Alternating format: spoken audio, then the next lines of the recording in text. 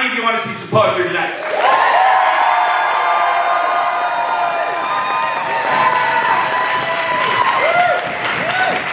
Outstanding. We are going to get right into it, but I do have one thing I want to do first. For those of you who may have been to a National Poetry Slam in the past, one of my favorite things they used to do was give out a special award called the Spirit of Slam. Anybody remember that? That's right. So the Spirit of Slam Award is an award given to a poet from the festival who has just demonstrated the spirit of slam. And what I mean by that is yeah, they're competitive and they're playing to win, but more than that, they're kind, they're listening, they're encouraging other poets, they're making gestures to other poets, and this person is not only all of those things, but they made an exceptional gesture to one of our poets today. And even though it didn't happen to work out the way that they had offered, the gesture was incredibly kind, and they have just been such an empathetic and supportive poet of everybody that they've met. So I'm going to give the first annual Spirit of Slam Award from Chicharra Poetry Slam Festival to Jose Jimenez.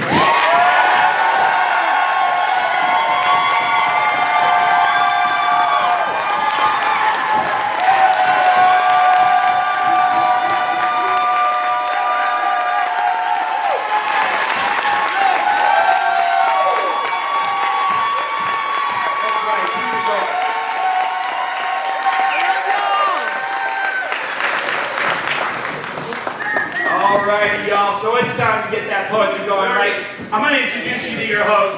You know her, you love her, and if you don't, you will shortly. Y'all, please make some noise for the one, the only, the inimitable and amazing Gigi Bella!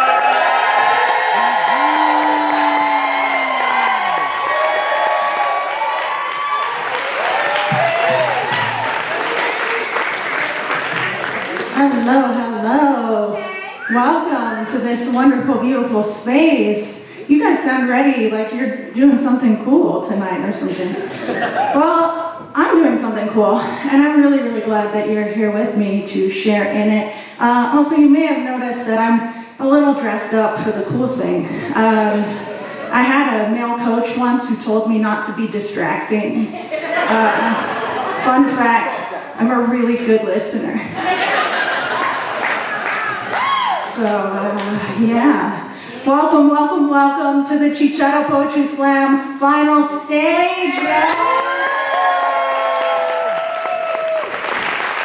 We have been so happy and so lucky and so incredibly blessed to have brought you out to our home here in Albuquerque, here in the 505. I hope that you have enjoyed the sunsets and the community and the craziness down on Central and the chili burning your asshole. I hope you've enjoyed it all, start to finish, beginning to end. But we really came here for one reason, and that is to see some ass kicking. Also poems. Poems are actually the reason. So if you applauded ass kicking, I see you and you're rude. Not really. Yeah, so tonight we are going to see the top 4 individual poets and our top 4 teams compete for the first ever inaugural Chicharra Poetry Festival Slam titles and $5,000 in prizes.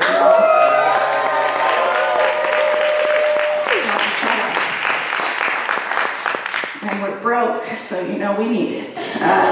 All right, so we're gonna just run through a couple little things. Please turn your phones to silent and respect the poets, respect the folks up here. I'm, as we've already discussed, dressed in a distracting manner. And if I hear your phone, you will see me marching up to you personally, dressed as Taylor Swift. And you don't want it. You don't want it. So turn those off. At Chicharra, we believe that Black Lives Matter. We support and believe in the rights of our LGBTQ community. And we believe every person should have equal access to living their best lives physically, spiritually, and artistically. We encourage you to be respectful of everyone's identity and remember that every person on this stage has equal value. At Chicharra, we judge poems and not people. Am I right?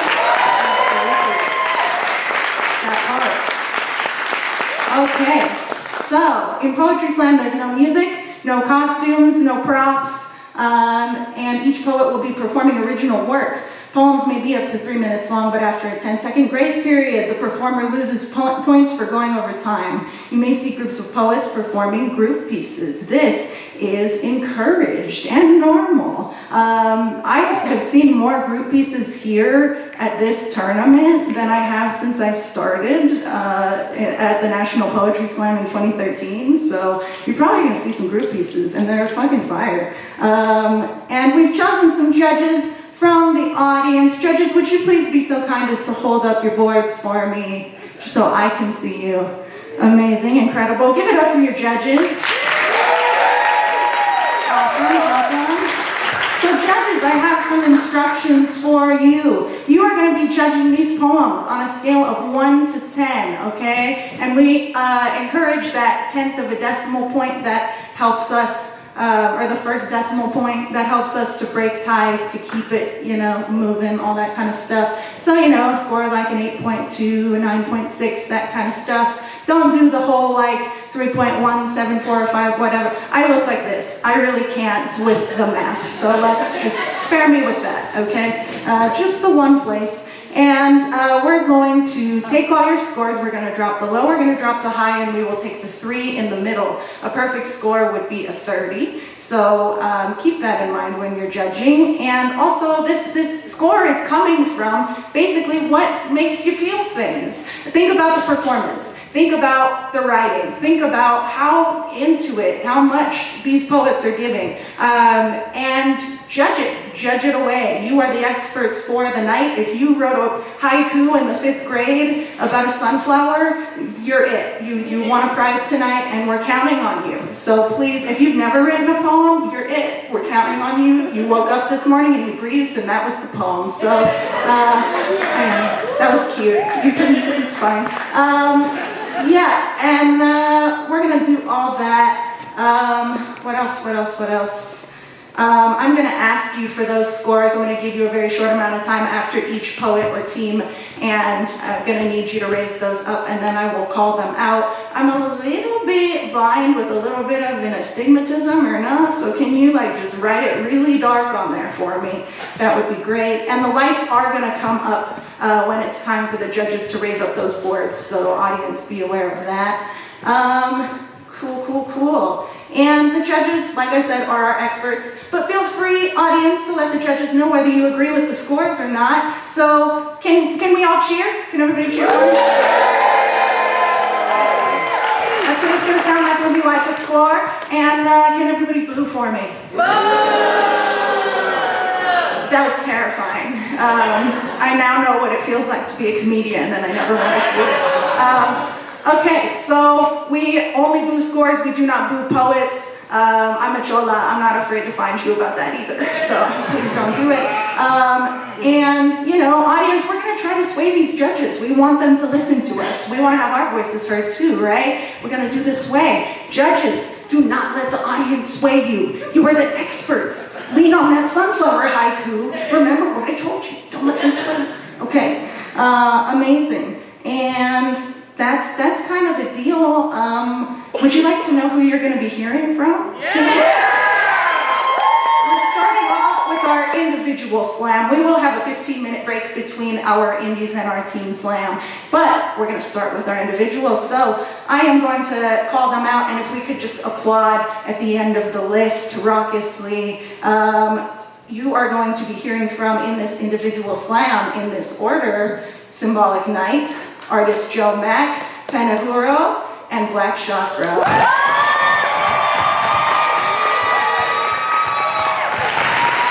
We got 3 rounds. The second round is going to be high to low, and round 3 is going to be low to high. They are cumulative scores, all right? Amazing, incredible. Are we ready to get started? We're not. We aren't. You guys don't know the rules. That's right. That's right, absolutely. Some of you caught on. Okay, so before we get started, we're going to need to have a sacrificial poet come into the mic.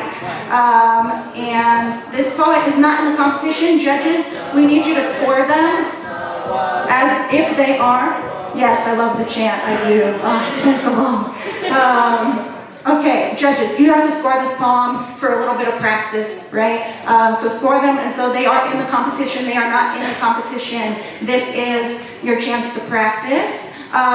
It is also kind of a really, really important moment because we're establishing a baseline. Now, we've all heard of this thing called score creep, right? Can we boo score creep? Score creep is the worst. We don't want it. So what that means, judges, is over the course of the night, we can get a little excited. We've seen some poems. We're like, yeah, my sunflower poem taught me a lot. I know exactly what I'm doing. And then the scores get higher and higher and higher, and it gets kind of crazy. So I want you to think back to this poem right at the very beginning, and the score that you gave it, that is your baseline for the rest of the time, okay? Don't forget about it, because you're going to base everything else off of this sacrificial poem. All right, folks, I am very excited to introduce your sacrificial poet for our individual round of the slam. Please give it up for the wonderful, the kind, the beautiful, the amazing Jose Jimenez.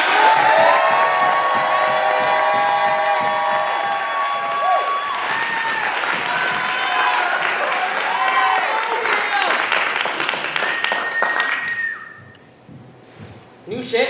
New shit! When I heard a coyote howling at the moon, bitch, I took a video of that and posted it to my story. Woo! Yeah, because this city boy was visiting the fields of California, cruising in my cousin's lowrider, visiting the farms where my abuelito was a bracero in the 60s. This felt like a family reunion of my past and present. But today, I was shocked. I was shocked because my friends were replying to my story, wondering if I was scared.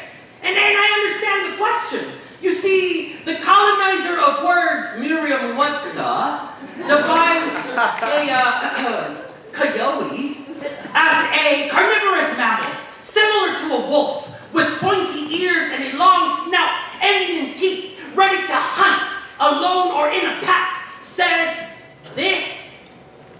It's pretty scary.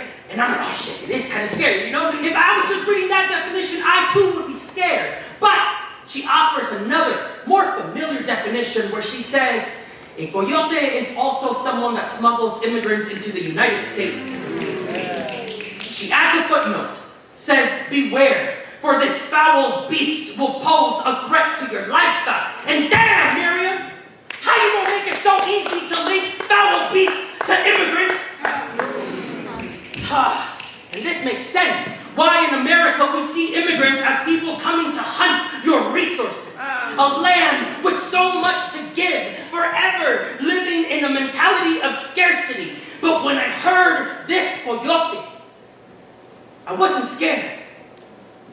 Because my father's been telling me stories for years of the Coyote Man, a mythical creature from the folklore of the Purepecha tribe.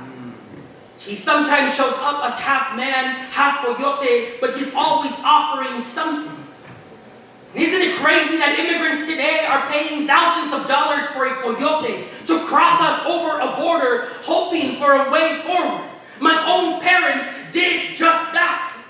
They traded their home, their family, their friends in exchange for nothing, hoping that in this nation that consistently sees coyotes and immigrants as a pack, depleting your resources. But I hope to stand here today as proof that their sacrifice was worth it. Because as Merriam-Webster concludes in her definition, despite coyotes being hunted in all 50 states, on the streets, in the classrooms, in the workplace, with your policies, we, the coyotes, are still here.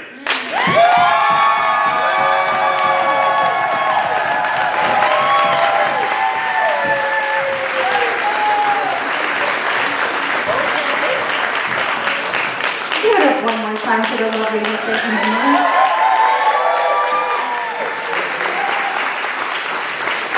Jose has like my favorite shirts of all time. Just if I could score your shirts, it's 10s. It's 10s, baby.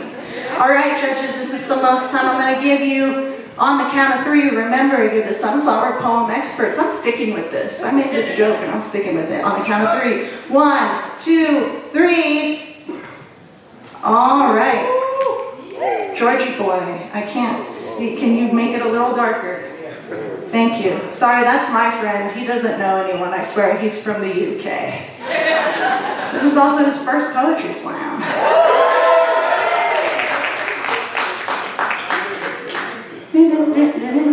Okay, 1, 2, 3. If I could see those scores, judges, thank you. That is perfect. From low to high, we have a 6. We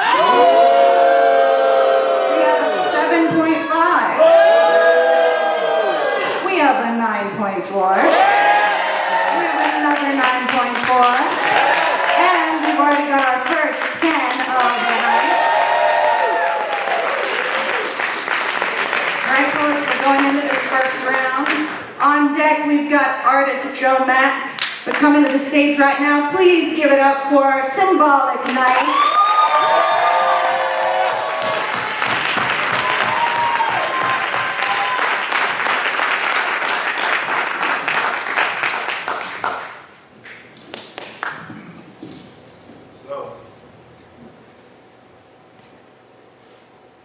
I was drafted by the NBA, a nigga born defective. Starting at point, I was supposed to learn how to shoot, but bullets startled me. Big, but I moved small forward. Guarded by the men in blue, forced out of bounds. Negroes' blood signed the pavement, NDA. Cast Spain places as a black product, NCAA. Spartans wearing our uniforms, tied themselves as warriors. Parlaying us like slaves, like the prize kick or a fan dude to crash the boards to the white collar standards to pay a quarter hours traded by the NBA. No border acceptance to the white power, posted numbers to win a race through black faces. Yet a retaliators, the deaths by cops, the ref wouldn't blow the whistle. No fouls called like having Emmett kill, but brace yourself. Duck, no, I mean duck, because they can't jump. So they left our bodies to hang vertical, and then left our corpses to stay horizontal. And left our corpses to stay horizontal. Come on, poet. Corpses to stay horizontal. Come on, poet.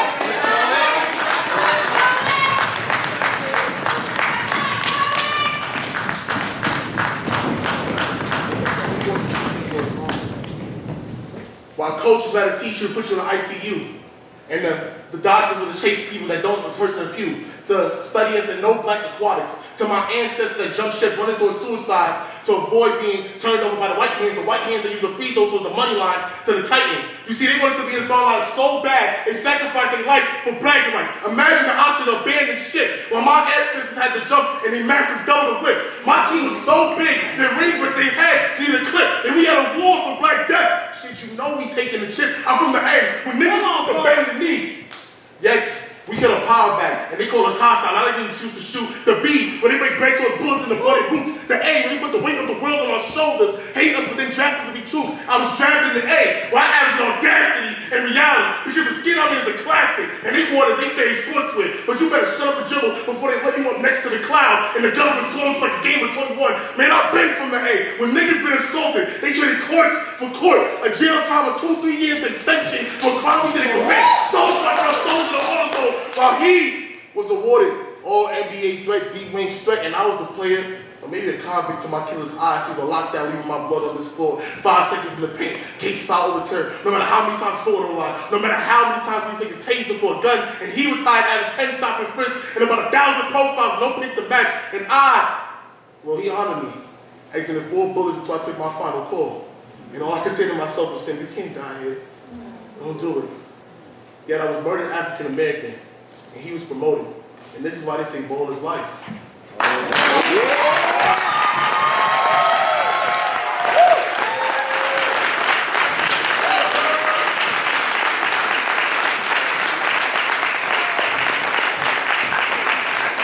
Alright, do I have a voice of God and or goddess? No? Maybe? Hi, Scarlett. Everybody give it up for Scarlett. Alright, so my lovely voice of God over there, what did our sacrificial poet have? 26.3. That's a 26.3 for our sec. Alright, judges, we're back at it again with the white vans on the count of 3. 1, 2, 3. Okay, and from low to high, we have a 7.0, a 7.9, we've got a 9.1, a 9.3, and a and a 9.9.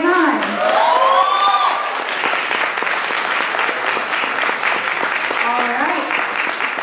On deck, we've got Penahura, but coming to the stage right now, give it up for artist Joe Mack.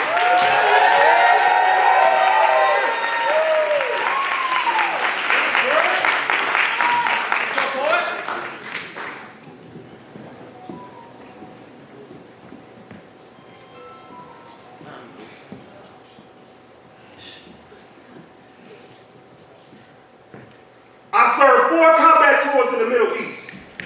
There was quite a few things I learned. First, it was probably your family member who didn't wash their ass after 14 hours in the desert. Second, fucking has no standards. You see, I fucked in the truck, I fucked next to riverbanks. I fucked in buck bears, I fucked on top of a fuel tank. I do love pussy, Sam, I do love black women and the yam stirring. Black men dying for no plausible cause still exists, whether in the military or in the streets. You see, the thing that I learned about war is that it doesn't determine who's right, only who's left. But whoever left get to determine what's right, but what's left after gentrification. Niggas always willing to bang the block till the blocks all getting filled with roadblocks, caution tape, construction in progress. The crack houses are owned by the crackers, and all of a sudden, niggas is salty as fuck, but I'm awestruck. Because after we lose Granny's crib, niggas want to start to get some act right. Chris want to start to walk straight, blood like B positive, but blood type was B negative his whole life. Putting niggas in a line of sight, failing to see that bullet holes in the body of a black man ain't nothing but braille. Hence why we can feel pain even when we can't see it. But we see the vanishing acts going on with our neighborhoods. Here today, gone tomorrow, and all of a sudden, niggas is mad at the magicians, even though we're responsible for half of the disappearing nigga. Welcome to the revolution. This shit will be televised. They just didn't tell us our hands wouldn't be on the remote control. Volume up. Those are screens from the playground, because it ain't no secret that they had us playing in the sandbox to get us accustomed to taking premature dirt naps. Mute button, because everybody's quiet when the bodies are in the streets. And growing up, mama told us don't be out there telling and crying. So inadvertently, the same woman we would give our life for is the one who taught us stop snitching, stop lying, power off. Crazy, since we really had none to begin with, I swear. Woo, I swear, being black is like being the main attraction in an empty arena. Oops, wrong example. Because they already told us if you don't want to handle the rock, you're going to have to handle the rock. So the Indian becomes our biggest plot. Even though a Class A felon in Brooklyn nets you 15 to life, the kids in Wisconsin hit licks for a piece of Milwaukee's Bucks. Haitian teenagers in Dade County blast to Miami's Heat. West Coast bad boys loading up 1 LA clip per gun. The disadvantaged youth in San Antonio Spurs on fire trying to murder rate. And Houston Rockets to Evans proportion. How many of Phoenix Suns do we have to bear to see a change? And I was born, bred, and raised in Chicago's bullshit, but I learned they don't use niggas in Boston to sell ticks, so I'm saying. When they ask me what the fuck do I know about war, I tell you, the dead are the only ones who see the end of it.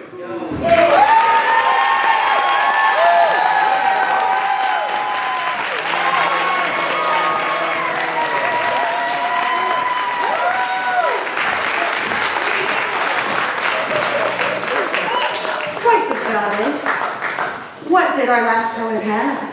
26.3. That's a 26.3 for Symbolic Night. Give it up for that. All right, judges.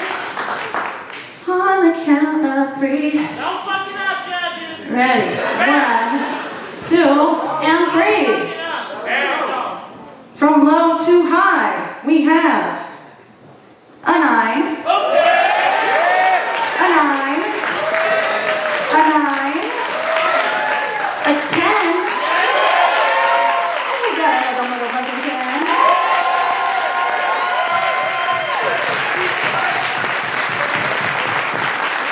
All right. Don't you just love these short rounds, y'all? So, like, rewarding. So easy. Okay. On deck, we have got Black Chakra coming to the stage. Coming to the stage right now. Please give it up for Penahura.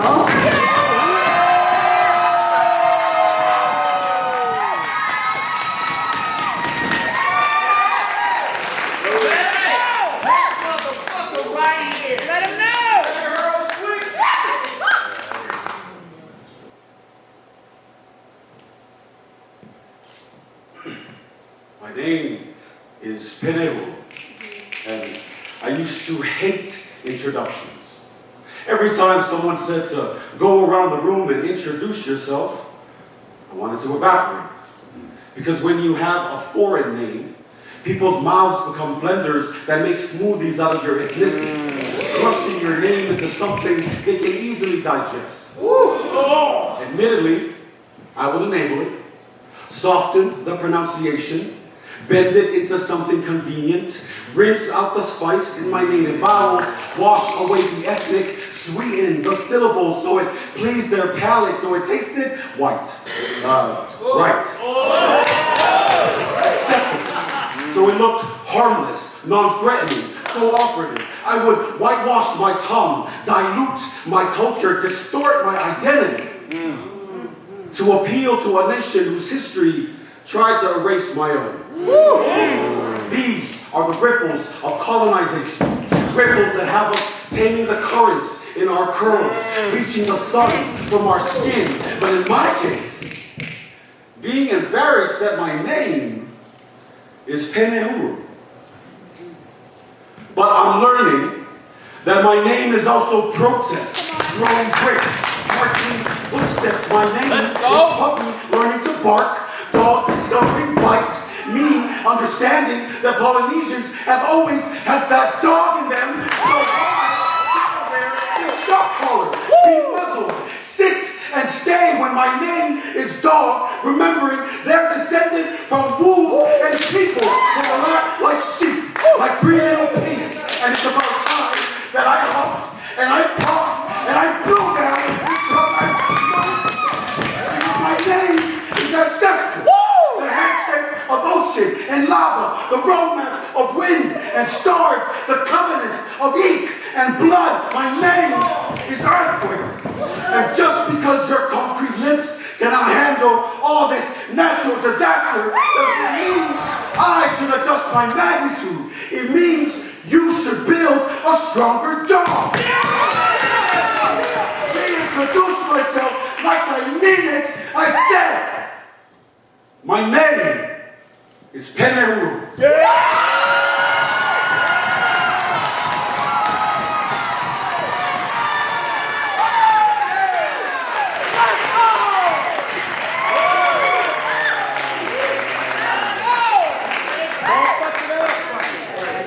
Voice of God, what did our last poet have?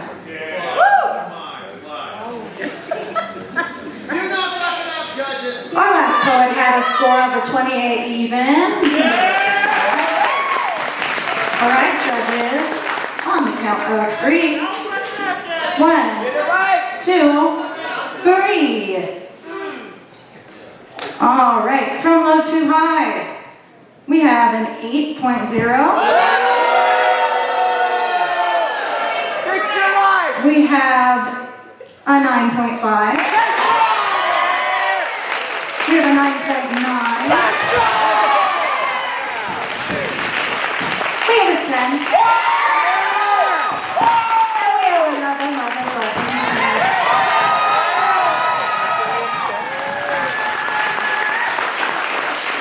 We are rolling fiercely into the second round right after this. So on deck for the second round, I'll announce that afterwards because we're going to go high to low and I won't know it yet. But coming to the stage right now, please give it up for Black Chakra.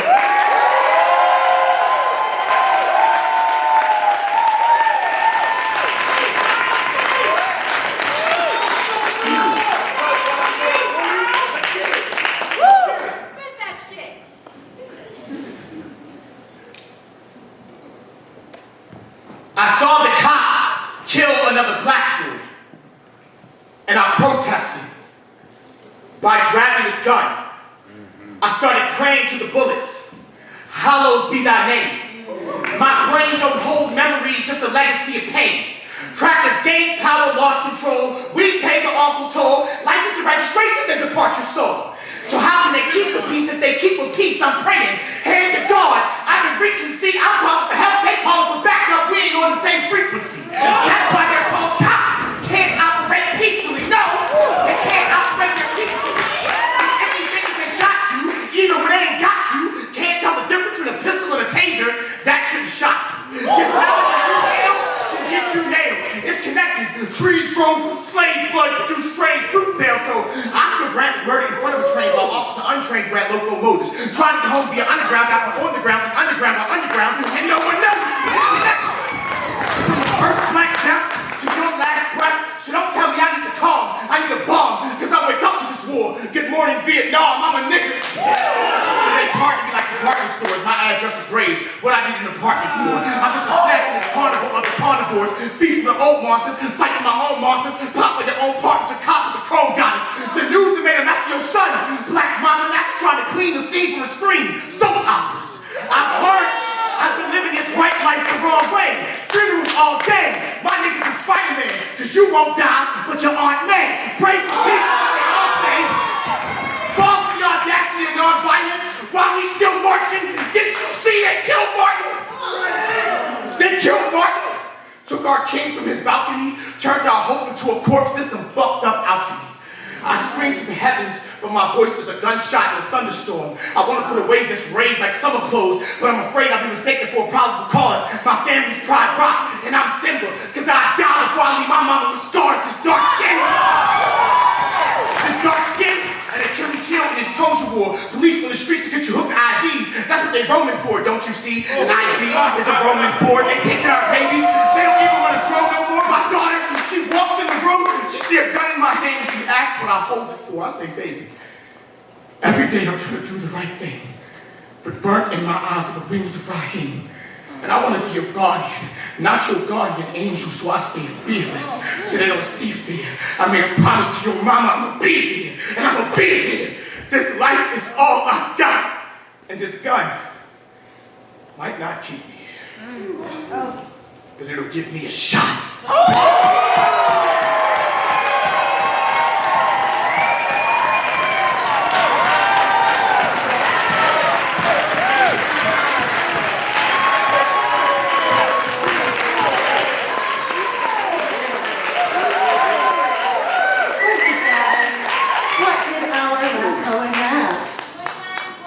That's a 29 penalty roll.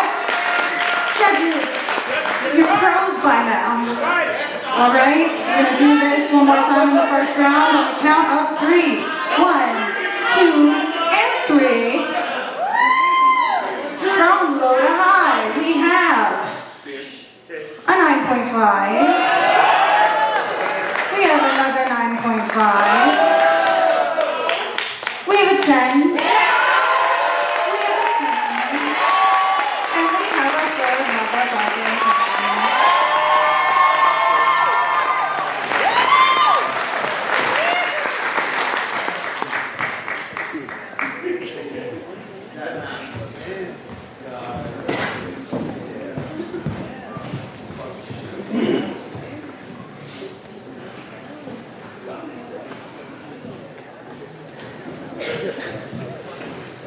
Y'all, I grew up in Albuquerque, in the Albuquerque public school system, and we have this running joke here about math. I just want you to know that I told them the next order based on the math because I did it myself.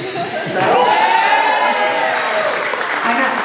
We can be out here in a prom dress and we can do the math. It's a really, Barbie taught us a lot as a society, that's what I'm saying. Okay, so we are going to roll into the next round. Black Chakra had a score of a 29.5. You can applaud that.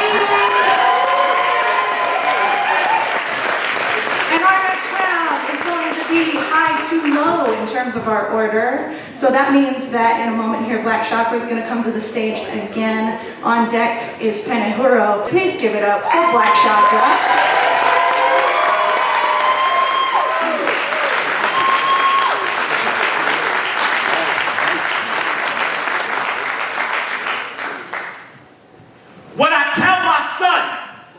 When he says he wants to play for the NFL, we are done with field work.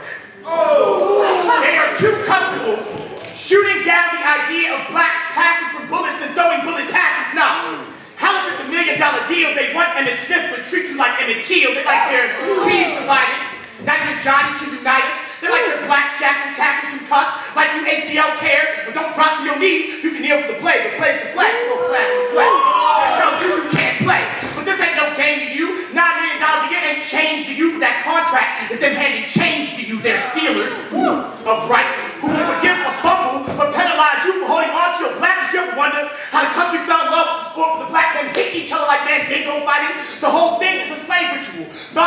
people found freedom when we ran, but now they got you running back. Got you tossing pigskins like bales of cotton, zigzag, Chicharra, Bojacks, and Bojangles. You look at this game from the wrong angles. They can never understand your anger. When they know shotgun is a play and you know it is a threat. When you know boys who stepped to the police and met their defensive end. They were denied their involvement when your brain is scrambled. Imagine blacks thinking they found heaven and under a helmet is where you in hell met. But then they're why are you all mad? You all mad. Didn't Super Bowl 2018 teach you the only way you'll beat patriotism is if you're willing to lose to their eagle or ego? Why you want to play for them? America ain't no team player. New Orleans ain't seen no Saints nor Katrina. In Detroit, they lying to the people. Because you can't get a win when you're the Browns, whether in Cleveland or LA. They'll charge us whenever we touch down. When you realize your blood is royal, bleeding purple, that's what you're raving about. You can be speaking like a panther, you'll see Hawks in Oakland, they'll be raiding your house.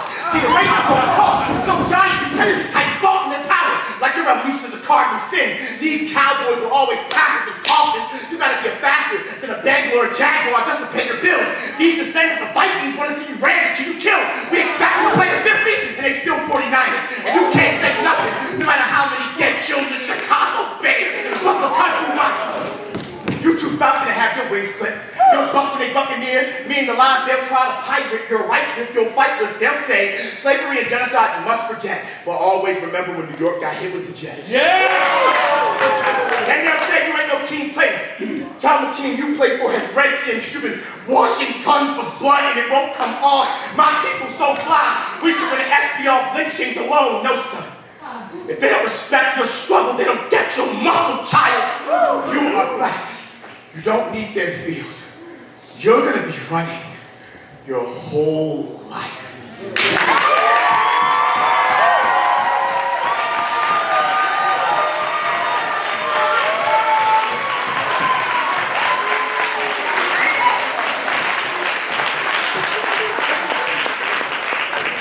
All right, judges.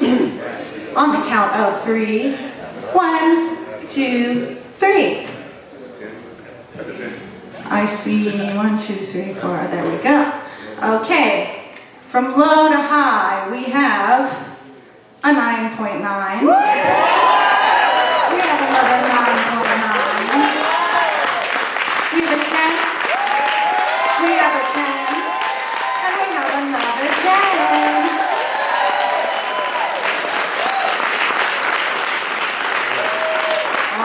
On deck, we've got artist Joe Mack. They're coming to the stage right now. Please give it up for Benehuro.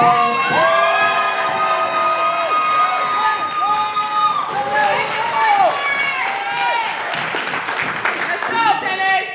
Remember why you wrote it.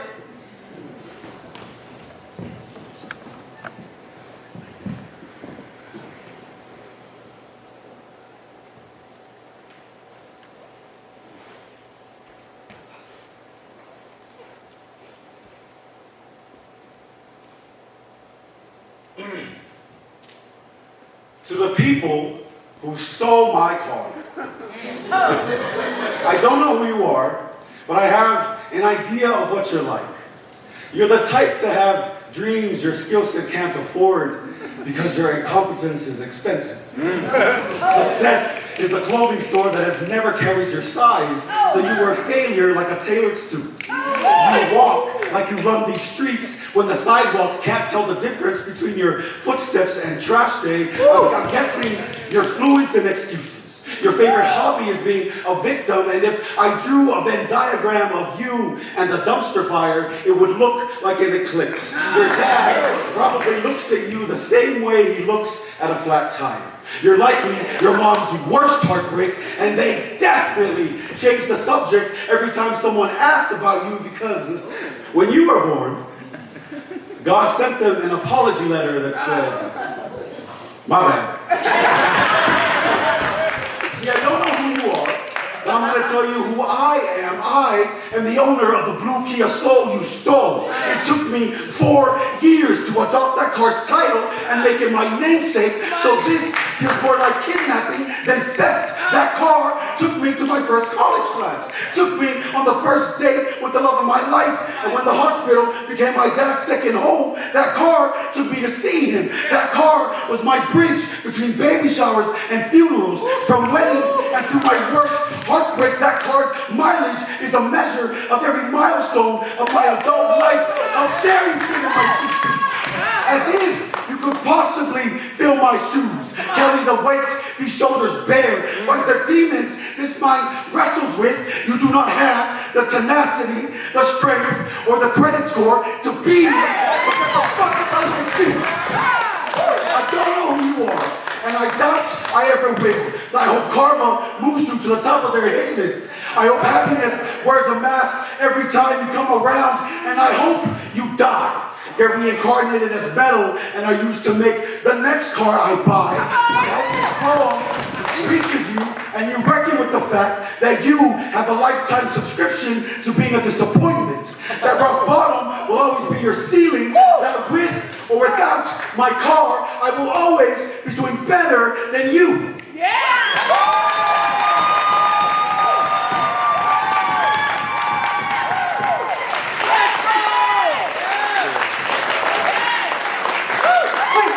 What did our last poet have?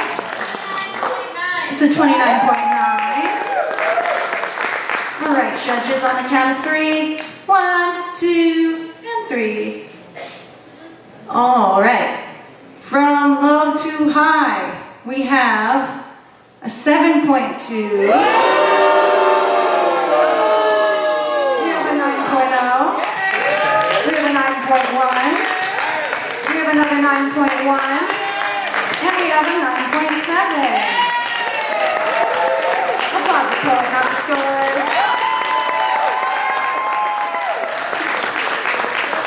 All right, on deck we've got Symbolic Night, but coming to the stage right now, please give it up for artist Joe Mack.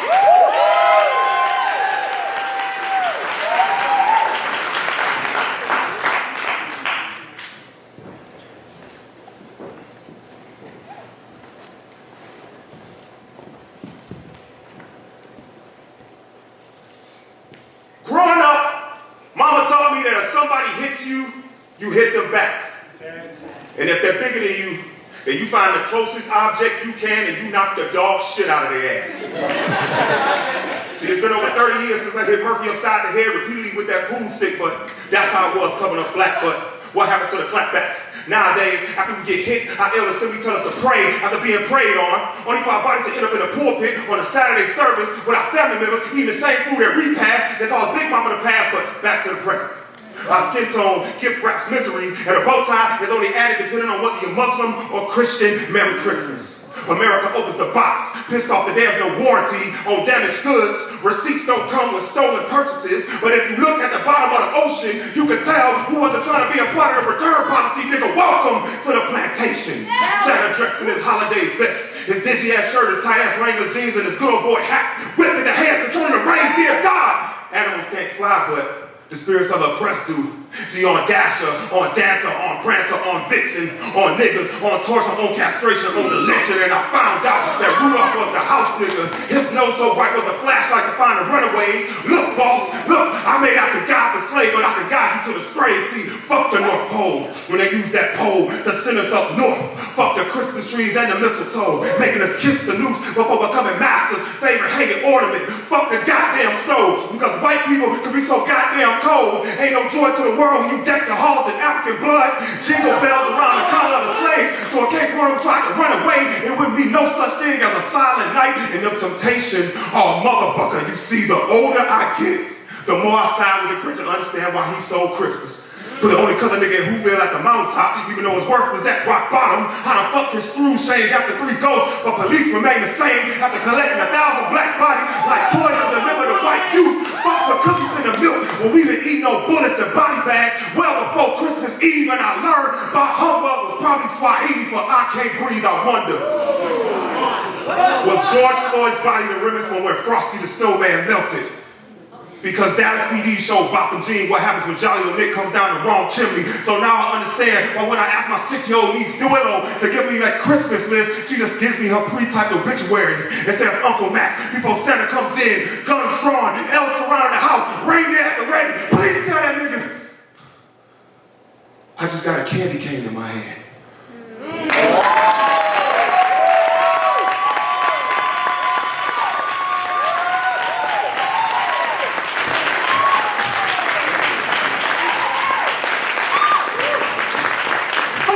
What was the score for Penahuro?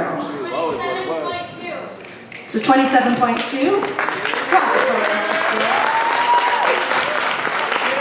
All right, judges on the count of 3. Don't fuck it up, judge. 1, 2, 3. I'm sorry, I'm just really like enjoying my friend being harassed and yelled at. It's so good. Okay. He just flipped me off. It's so awesome. It's okay, it's consensual. Okay, from low to high, we have an 8.5. We have a 9. We have another 9. We have a 10. And we have a 10.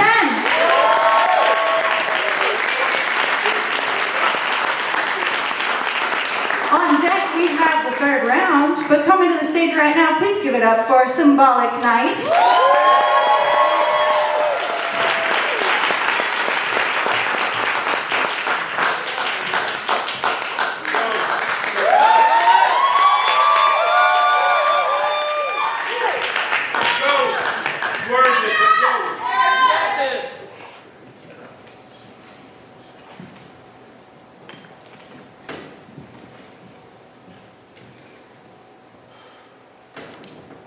I'm stuck in a dungeon as player 1, trying to show this world I could be a Mega Man, knowing that you only got one life to live, and yet all Earth seems to do is tally my losses, telling me that I'm wasting my time, that video games inspire violence. So, y'all, am I wasting my time? I'll leave somebody wasted. They too hip to my waist to call me complacent. The question is, why do you game so much? Aren't you too old? The answer, to breathe.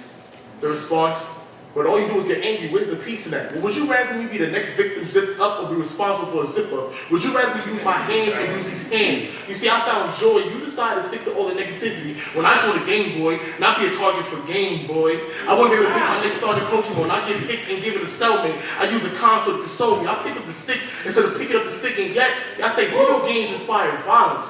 So then, what inspired them to store the Capitol? Or what influenced them to swing in Alabama? And you got selective outrage, all because I wanted to complete a Mario stage? I built a wall before I knew what a Fortnite was. 2 weeks of gaming, that's a Fortnite. Learn to adapt, that's my gaming right. I got this up, up, down, down combo on you mortals and lives without combat. And I just want to breathe, but you probably listen. Let me think that. You mortals and lives in combat.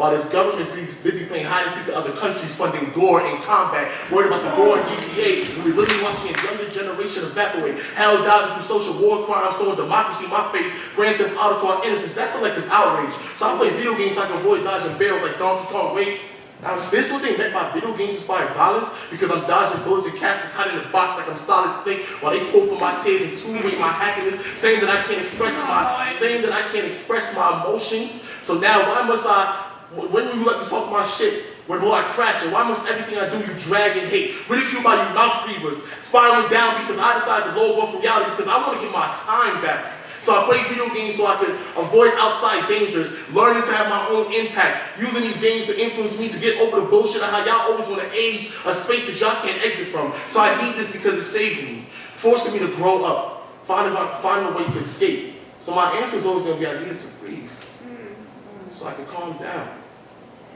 I say I'm too old for video games. I'm starting to think I'm too old to be in my fucking business.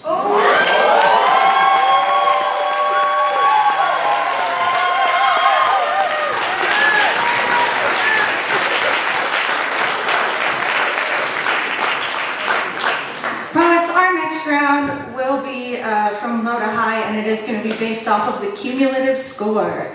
All right. And Voice of God, what did our last poet have? 28. That's a 28 even. You can give it up for that.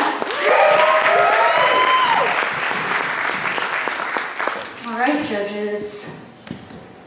On the count of 3, we're going to get our scores for Symbolic Night. 1, 2, and 3. Don't fuck this up. Okay, from low to high, we have an 8.0. We have an 8.4. We have an 8.7. And we have a 9. a 9.8.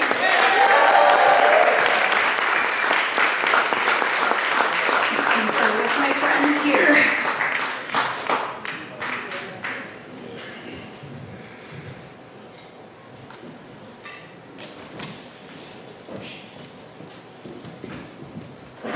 I'm gonna wait for them to tell me. But I was really excited because the last dress that I wore was actually the first dress I ever wore on a final stage. We're just saying, I bet you didn't know you were getting a fashion show too. But that's, oh, thank you. This is just the kind of poet I am. I only get to break the rules right now. If it were up to me, it would be like rabbit out of a hat, like during my poems. It would be a good time. We're still waiting on the number.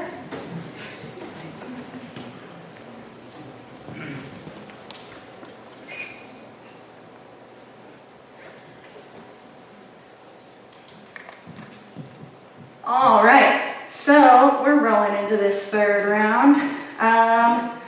We are gonna have Black Chakra on deck, but coming to the stage right now, please give it up for Penahura. Wait, I'm wrong. Boo the host. You take it. It's back, other way. But your dress is back. Symbolic. Nope, it's low to high, just kidding. I was like, see, I cursed myself. I said I could do math, said I knew numbers.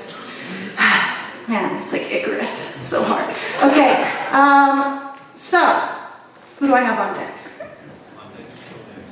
Okay, and then Symbolic Night. On deck, we've got artist Joe Mack. Coming to the stage right now, please give it up for Symbolic Night.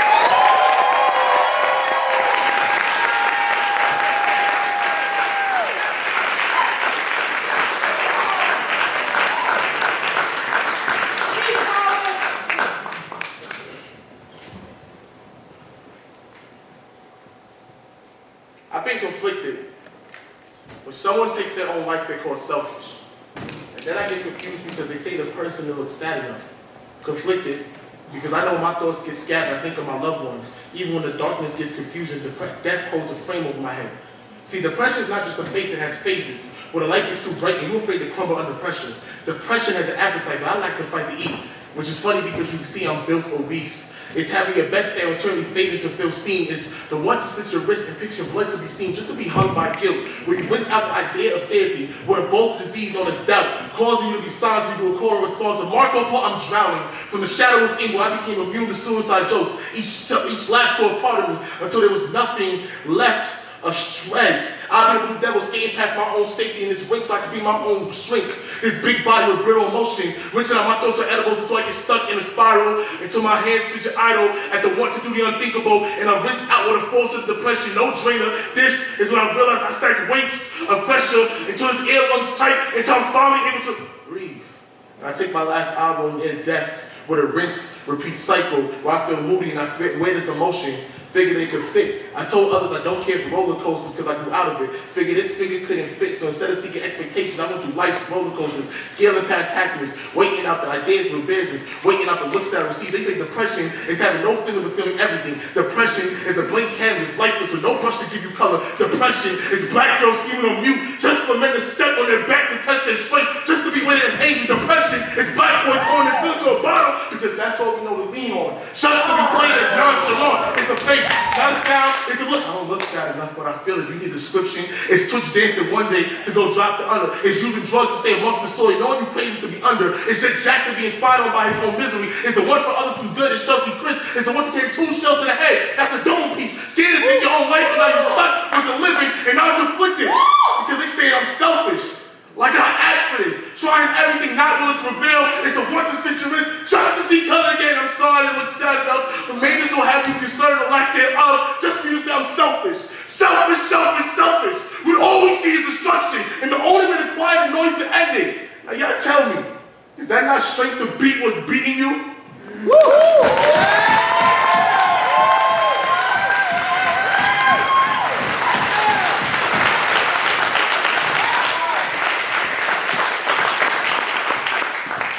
Voice of God, what did our last poet have?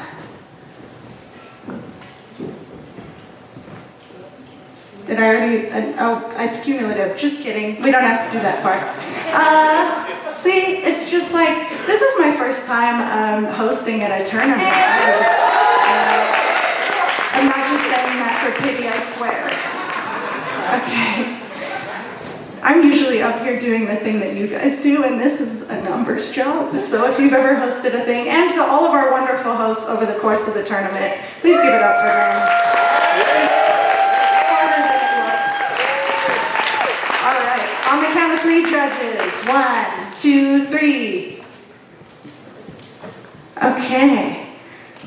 From low to high, we have a 9.0. We have another 9.0. We have, is that a 9.6 right there? A 9.6. A 9.7. And a 9.8.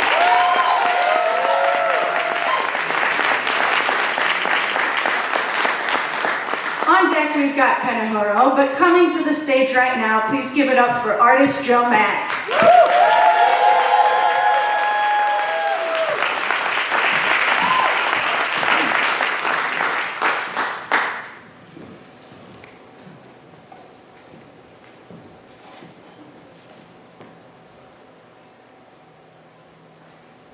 I'm a country-ass nigga trapped in an inner-city wall with graffiti tags read enter at your own risk.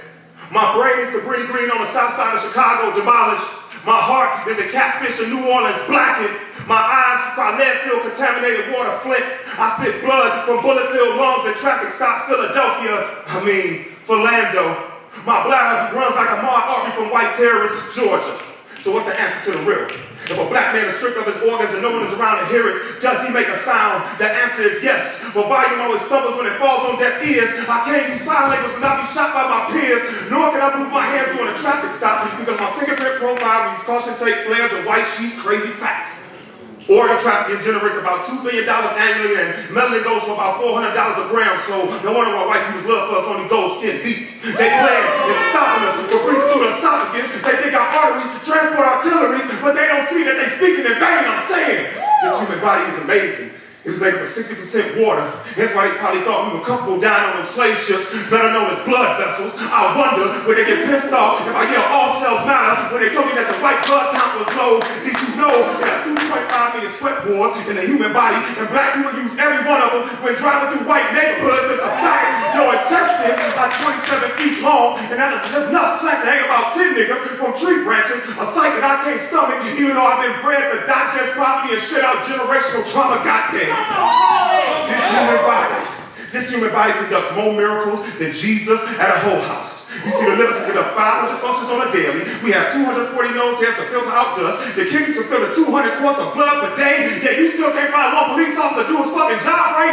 Maybe you should have them niggas major in anatomy instead of assassination. Maybe you should have them learn that each human is 99.9% alike. That way they respect our DNA chain and not put us in the chain links. Each cell is supposed to contain 23 chromosomes, not 23 niggas. Each atom contains 6 protons, neutrons, and electrons. But only the black man is looked on as the devil. Police stops cause an extra release of progenitor, and you wonder why they call that shit the nervous system. My blood pressure is 180/110, and the numbers in between is the amount of bullets I catch simply for reaching for oxygen. My bladder may piss out black excellence when my liver is shot from drinking racism on the daily. There are 11 pints of blood in the human body, but half of black people can be found on the concrete. There are 10,000 taste buds on a human tongue, and every other race loves eating our culture, but somehow equality tastes nasty as fuck to them. And finally, there are 54 bones in the human hand, but only white skins are looked down for receiving handouts. So the next time they tell you that the same blood runs through all our veins, ask them, has your people's blood ever been shed simply for fucking existing?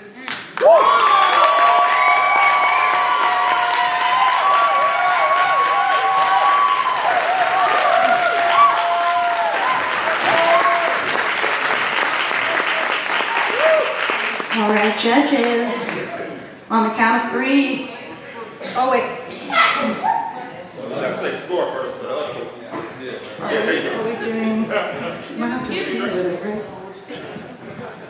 Okay, we're going to get the score for Symbolic Night. 28.3. That's a 28.3. Not And now we're going to do our judges' scores for this poem on the count of 3. 1, 2, and 3. Don't fuck it up. All right, from low to high, we have a 9.3. We have another 9.3. We have a 9.5. We have a 10. And we have a 10.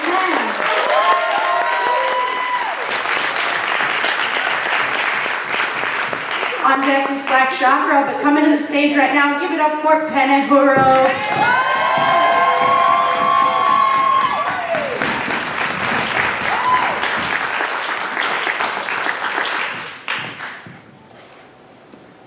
This one's not for them, Penne. This one's for you. Amen.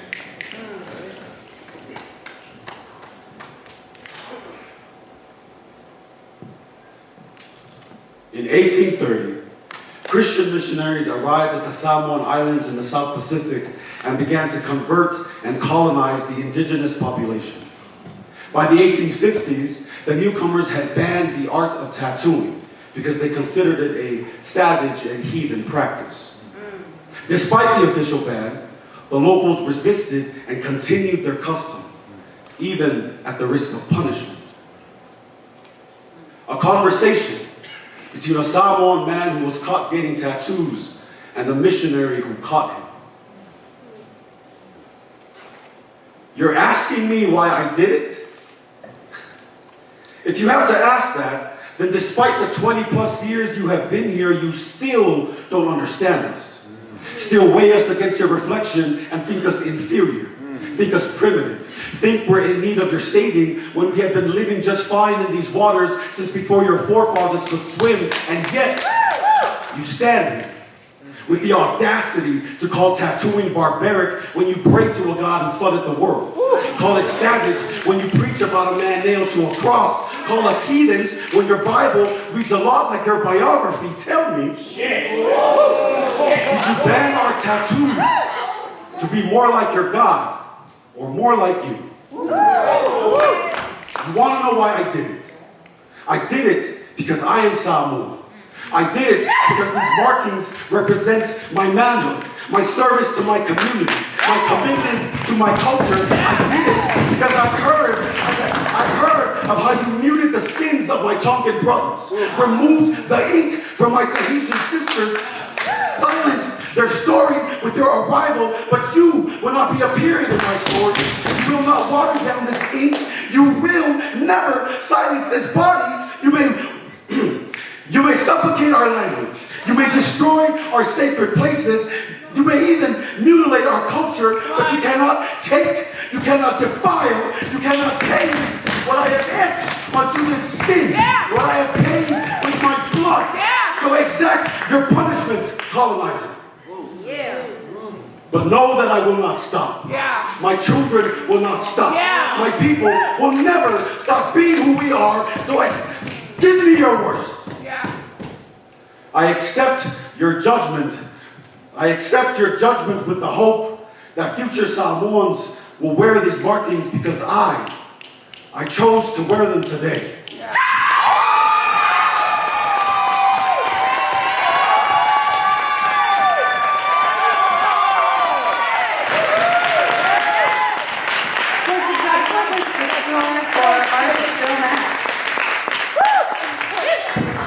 That was a 28.8 for artist Joe Mack.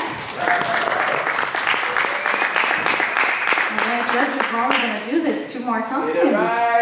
On the count of 3. 1, 2, 3. From low to high, we have an 8. We have a 9.2. We have a 9.3. We have a 9.5, and we have a 9.5. We're down to our last poem of the Indies, y'all. All right, please make some noise for Black Chakra.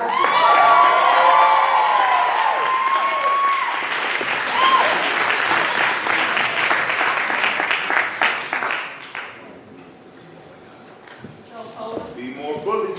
Bring it home, poet.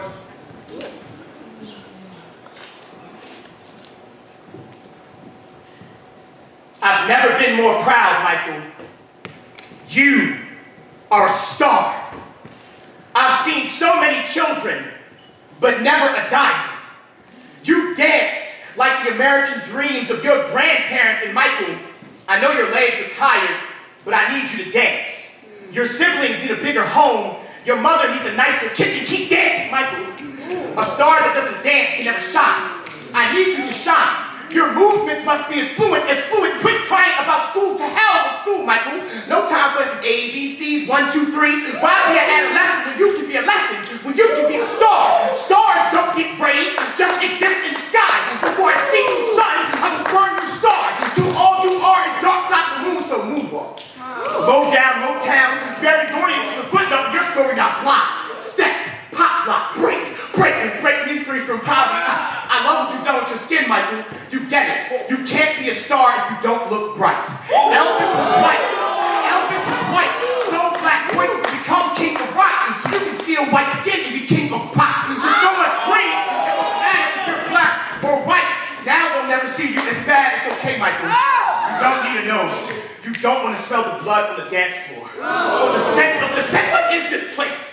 Roller coasters, toys, you're a star. Half your childhood, but you're a man. Neverland, Peter Pan, but you lost, boy? I'm sorry. I won't say anything. You paid the price, lost your view, saved my life. I'm paying for life, Michael. Stop dangling that boy. You don't want to blanket this world with your insecurities. With all the allegations you're facing, you can't afford to be seen hurting children.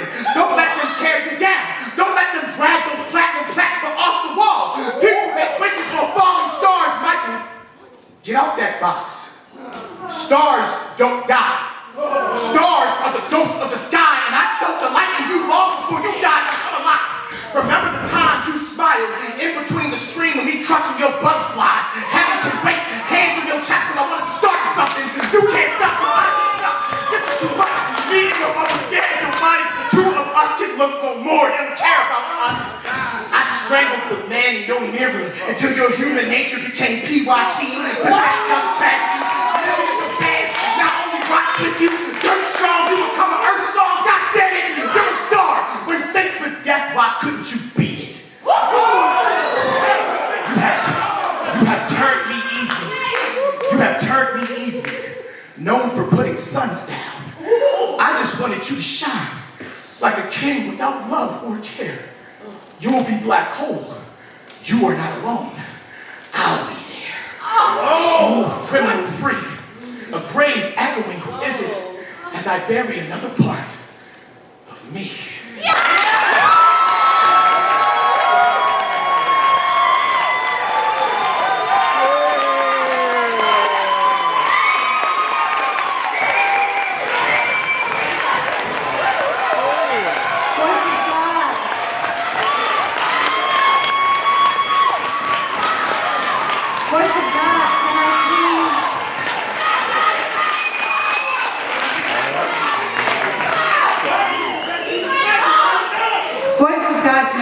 The score for Penahoro. That is a 28 for Penahoro. And judges, this is our last score of the indie round. On the count of 3, 1, 2, 3. From low to high. Hang on 1 second. Sorry, just 1 second. Okay. I think we're fine. I know that number. I know I didn't do a confident job before, but I'm a little hurt. It's okay. All right. From low to high, we have a 10.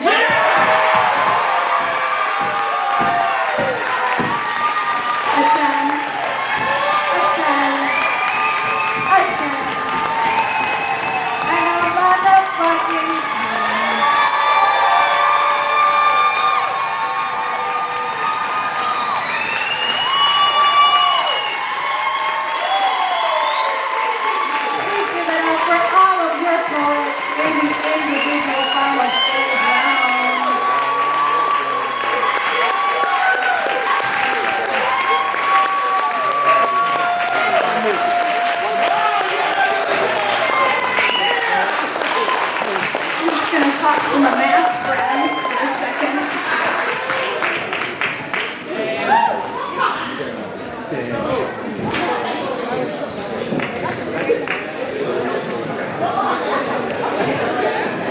All right, well, we're tallying up the scores.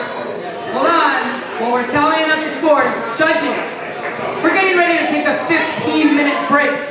When we take that 15-minute break, can you please meet me over here in this corner? Leave your scorecards. But I'd like to talk to you during the 15-minute break. I won't take you very long. Thank you.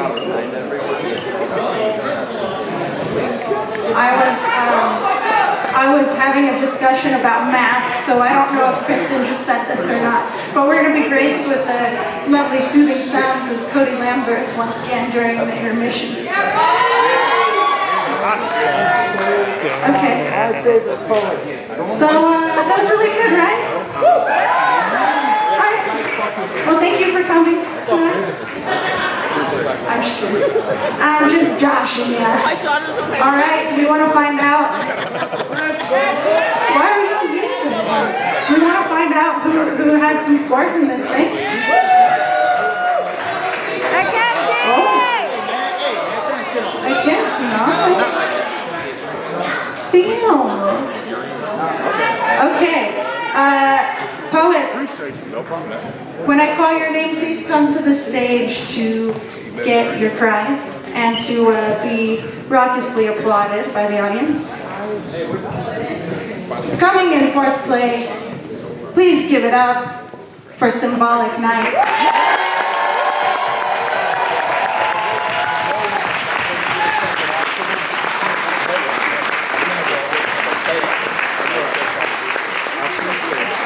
Can we get this mic on over here, please? Number 3. 1, 2, 1, 2, perfect. For the poets who are winning, can y'all come up to the stage also? We want to make sure we show you some love. So, Symbolic Night, come on up here, please. He's behind you. He's right there. Ha! That was smooth. Give it up one more time, please. Yeah.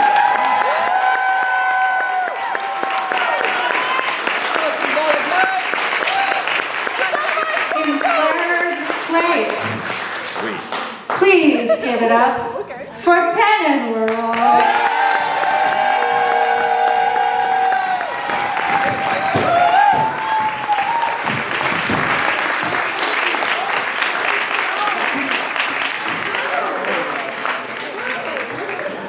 Y'all, if you saw what I saw with all of these poets, y'all can do better than that. Give it up.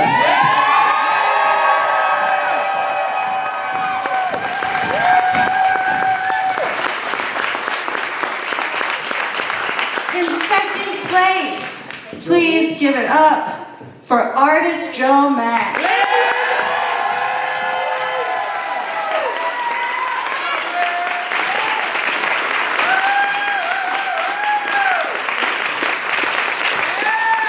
And our first Chicharra Poetry Slam Festival individual winner is Black Chakra.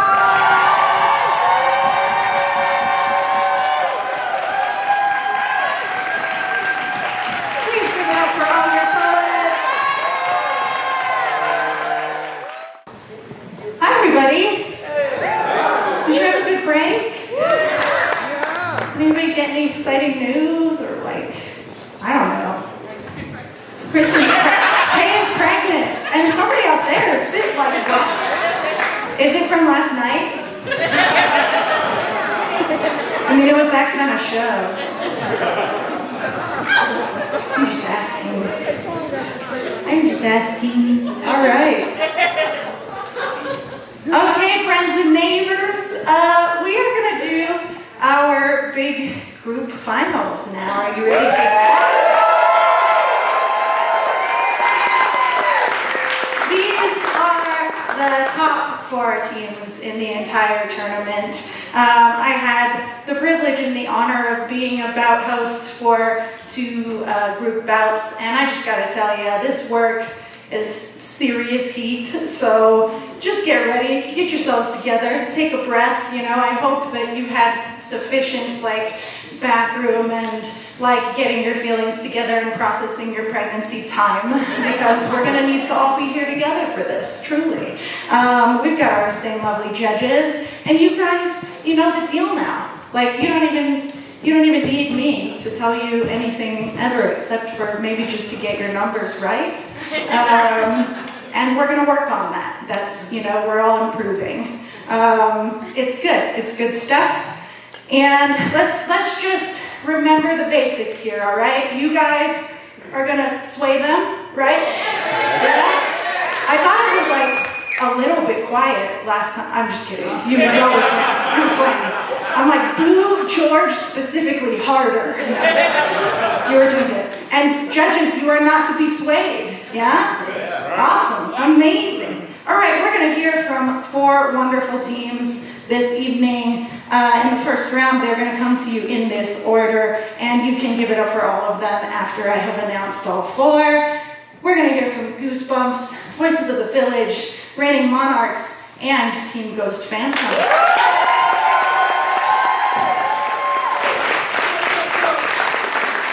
Judges, just like last time, we are going to have a little bit of a practice round for you. So we do have a sacrificial team who's going to come up and bless us with a poem. So everybody, if I could please get some audacious, wonderful, amazing, raucous applause for Team Ghost Spectre.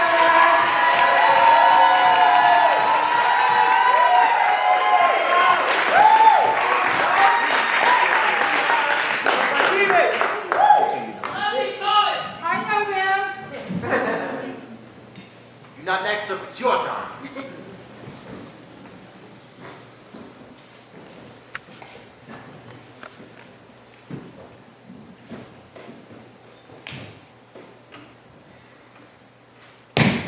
Attention! Have you seen it? The video where the soldier comes home and hugs his wife? Have you seen it? The video where the soldier comes home and takes his life?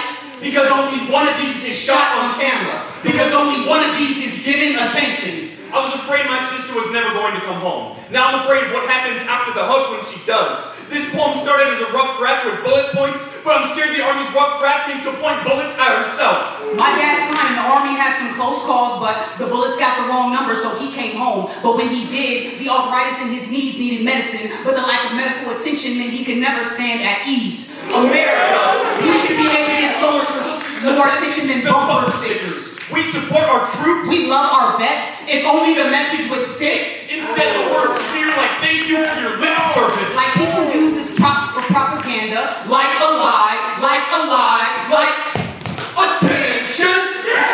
That clickbait get more clicks than petitions for veterans pulling trigger picks. Because we'll only spend enough money for the troops to get a basic education, how to fight, how to kill, how to be only what they train you to be. Because when a soldier comes home, they are still a soldier. My sister was taught less mercy, more mercenary. My dad was taught to push through pain and be a killer even on painkillers because the mission comes first and the only instruction is destruction. Because the Army teaches you hand-to-hand combat, but it does not teach you how to grapple with PTSD. Teaches interrogation techniques, but not that therapy can sound like an interrogation when it isn't. How firing at enemy combatants will keep you safe. Until you become your own worst enemy. The Army taught my family how to kill, and 22 veterans a day use those skills against themselves. My family tree is being replaced with branches of the military. My family reunions sound like a barking pack of dog tags muzzle by muzzle fire. My family is in danger of losing limbs, one leg and army at a time. My family needs attention.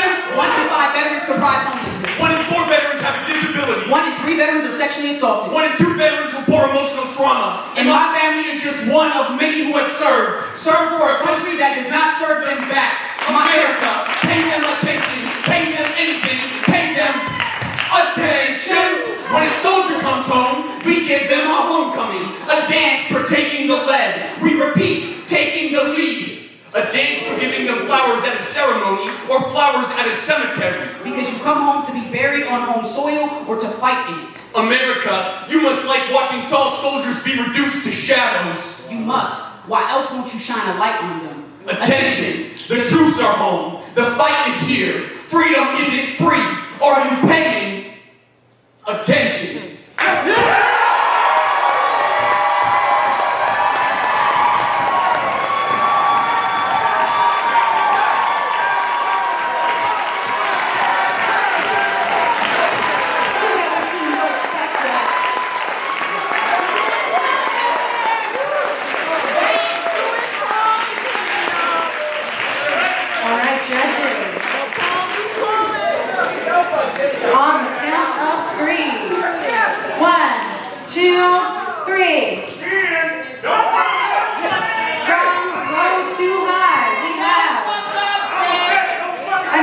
A 9.7.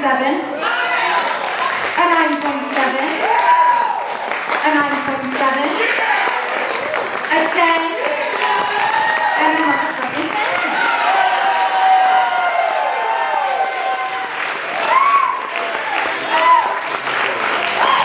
On deck, we have Voices of the Village coming to the stage. But to open up this group poetry slam, please give it up for Team Goosebumps.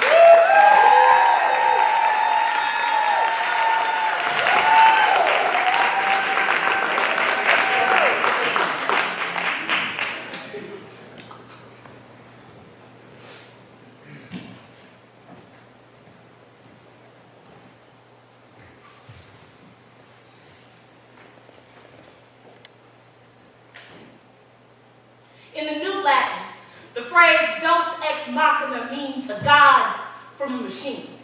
It's often used when a story has a problem that the writer can't solve, so the writer allows for a god to step forward to solve the problem. Think of it like Harriet Tubman doing all the work on the Underground Railroad, but white folks get all the credit in the history books. Now, for our story, the machine will be a museum, a structural building meant to house stolen artifacts, and the god will be a black man. A security guard who's been given a whip to be promoted to overseer, and the problem is me, a black woman, leading a group of students through an exhibit during a field trip. After all, these students need to know that we are not the only thing stolen from our homeland, that we have been picked with some of the most prized possessions on this earth and should be treated as such. And here lies the problem, because black men say I am Eve, say this is one apple of knowledge I don't get to pick, tells me I need to learn my place, so he is going to show it to me. In the absence of my freedom papers, I mean special exhibit tickets, means I should not be here. That I should be so lucky someone like him is here to correct the problem before Massa finds out I've been reading again. It's not until my white coworker comes over to say that we are in the same group that he relents. And just like that, Uncle Ruckus molds himself from God to villain. Talks to me like I never read a book before, like I don't have an English degree. Could tell him more about the museum he's trying to keep me out of. And he was told at orientation to work there. Ask me how many slaves I think I'm freeing today. I say, there are 10 kids and 2 adults. He tells me to keep an eye on them, as if handing me a whip to become another overseer does not know. It's only the first stop on a railroad to freedom, and I ain't never put a Tubman disguised as a teacher, so in the African-American vernacular English, the phrase, you tried it means, your attempts at stealing my life have fallen to the hands of hell with your dignified. You are no more a god, you are a black man who don't believe in black women, when in real life, I'm the closest thing to God you've ever seen, and this is not a holy need of a God. This is a God solving the problem by holding you accountable for your blasphemy, and this, my people, is when the story starts to sound more like a parable. That if you give a black man power, he will still find a way to abuse a black woman, even if she is the God he has been waiting for this whole time.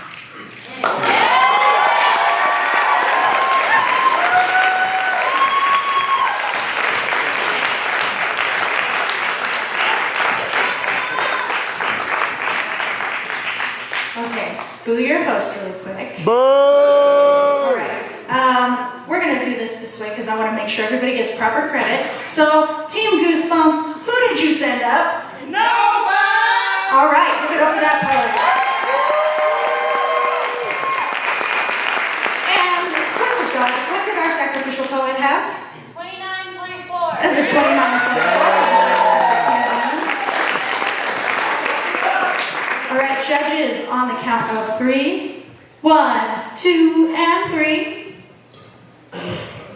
From low to high, we have a 7.9. We have a 9. We have a 9.1. We have a 9.3. And we have a 10.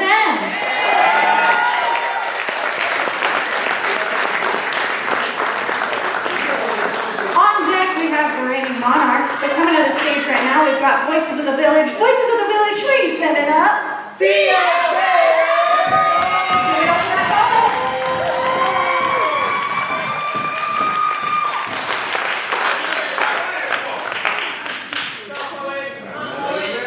Okay, teacher. Remember why you wrote it.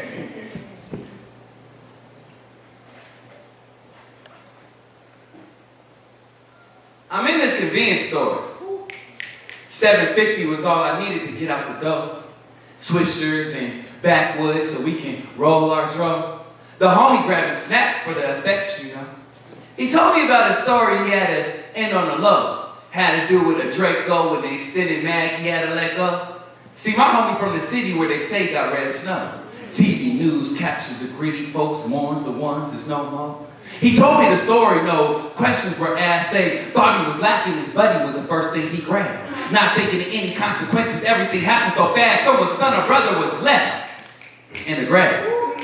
It might end up on the news, but the police won't catch his ass. They called him once, he said, that'll never happen again. Next thing that came out my mouth, nigga, you better protect your daughter.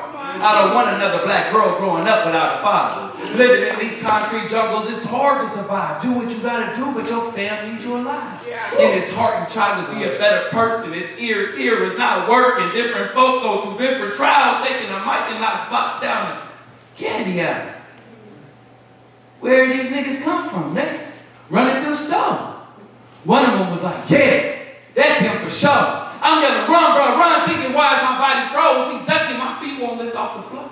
Busting around the corner, he slips, 2 niggas in front of him. Oh shit, Trigger squeezing, people screaming, I'm screaming, he got a daughter. Trigger still squeezing, people still screaming, I'm still thinking, he got a daughter. His pops wasn't around, he wanted to be a better father. His words can't make it, his body is shaking, why is my brother on the floor?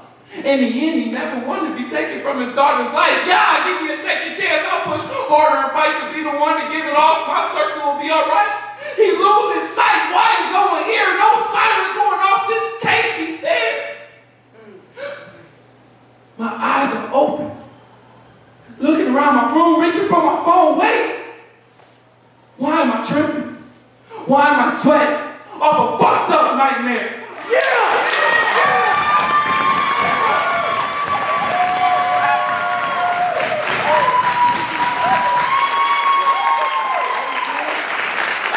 What did Team Goosebumps have? 27.4. That's a 27.4 for Team Goosebumps. And judges on the count of 3, 1, 2, 3. Judges. From low to high, we have an 8.7, an 8.8. We have a 9. Okay. We have another 9, and we have a 10.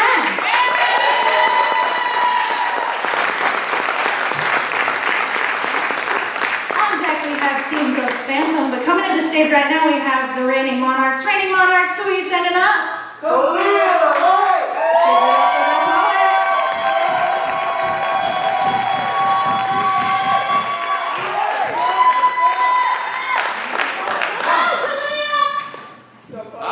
That's my teammate.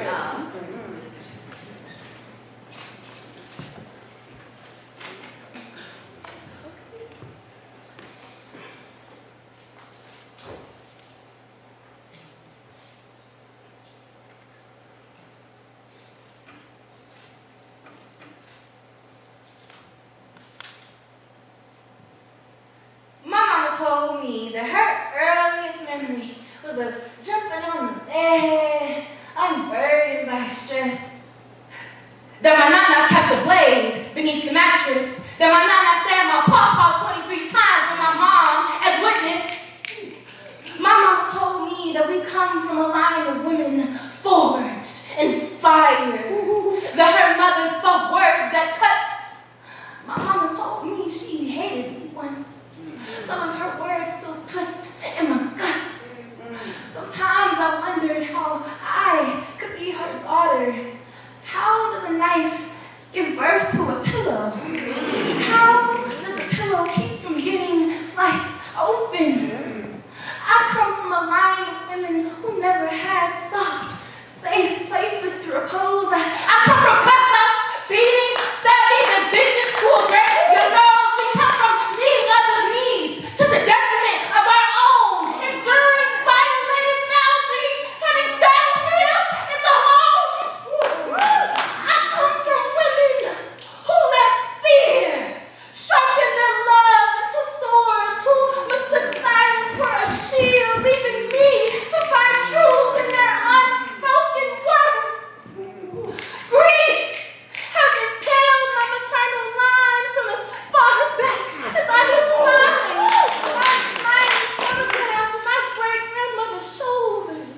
hunched over. Exhaustion and sadness weigh on her like armor. Quiet rage preserved in sepia. Satisfaction sacrificed for survival. And yet, I come from women with short timelines who made more plans for death than they ever did for life. My great-grandma passed at 54. My nana surrendered to her husband's bed at only 69. About 3 times the number she stabbed my papa with her knife. Come on, poet. And I wonder, did my nana feel alone? I wonder if she felt unheard. I wonder if it was her last resort or her first. I wonder if she knew that her baby girl was watching. When my mother smiles, I still see razors in her teeth. She tells me she loves me. And when I hug her, it is metallic and sweet. She relinquishes her blades to me because I am not a pillow. I am a sheath.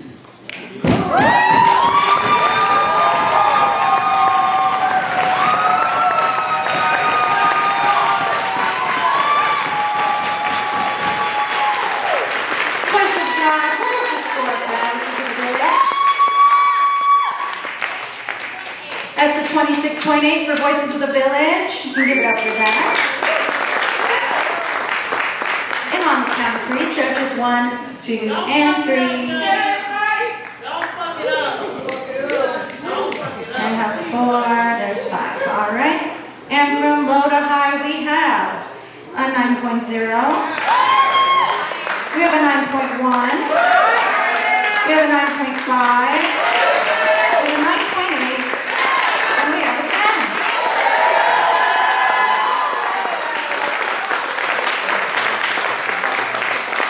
On deck, we're going to be going into the second round with Voices of the Village. But right now, we've got Team Ghost Phantom coming to the stage. Ghost Phantom, will you set it up?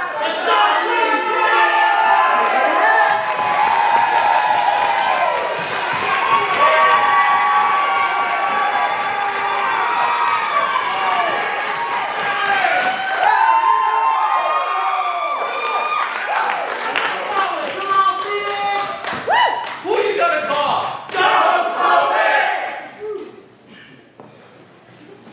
I'm a triage nurse. I work in cardiology. And the oddity that I have hypertension is not lost to me. As a black woman, I sometimes struggle with the cost of the service that I provide, but also need. I'm a triage nurse. I work in cardiology. I help people to understand the new diagnosis of heart disease, take their pressure systemically, and calculate my chances of surviving a lung biopsy because smoking was the only way that a nurse could have a break. Here's an example of some of the calls I take. Ma'am, it's not normal to pass out 3 times in an hour. Sir, it's possible that the beer was sour, but you are still showing symptoms of a stroke. Ma'am, I'm not trying to provoke an argument, but you need to be sane before I can refill that medication. Sir, it is not recommended to buy off-label Viagra at your local gas station. I work triage in cardiology, and the spiral of working in healthcare is really starting to bother me. The patients can't see that I'm on my 15-hour shift in a row. The doctors are doing their best, but demand that I go add orders to the chart for that new fellow. That's illegal. I'm a triage nurse, and I'm falling to fall apart. I feel palpitations rattle within my chest. The ecotech and I, we placed the bet about which one of us would be next to be told our troponin is 5,000. Still, my medication doses continue to rise. It's a shame that woman didn't go to the ER. We got an email that she just died because she didn't want to leave her family medical debt. I'm a triage nurse, and I'm not dying yet. Yes, I want no reserve to make a good wage. Yes, I want 2 15-minute breaks. You're damn right I want free healthcare for all. Because in the process of helping others, I also seem to fall into the same first world traps. I feel my pulse pounding in my ears. I need an oxylytics twice a week. I walk, I take meditative breaths, rejecting that my senses demand that I seek care from a cardiologist. I'm a triage nurse. I work in cardiology. I'm a damn great nurse. Should I die so I can diagnose myself? I remember at the time I felt this little pressure in my chest letting me know something was very, very wrong. Flashback. Remember to do compressions to the rhythm of the song. Staring alive, but I'm barely treading water in this ocean of being expected to do my job without proper training, caring for patients without proper PPE, double-checking medication dose calculations, and for the 1,000th time, starting an ID on a 37-year-old just like me, who is about to be told that she has fucking heart disease. I know I need vacation, but I'm gonna do 2 weeks of PTO, and 5 of those 14 days must go towards coverage for federal holidays. So that leaves me with 9 days, and I have a kind of illness, so it's more accurately like -10 of time. Pulling starfish back into the sea. I tried to be the very best nurse that I could be. I'm a triage nurse. I work in cardiology. It's what I say to the medical assistant at my first appointment. Yeah!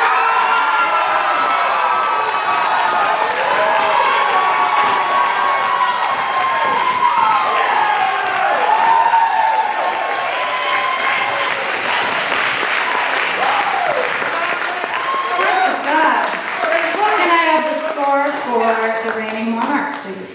28.4. Was it 28.4 for the reigning monarchs? Judges on the count of 3. 1, 2, 3. Have some heart. From low to high, we have an 8.9. We have a 9.3. We have a 9.6. We have a 9.7, and we have a 10.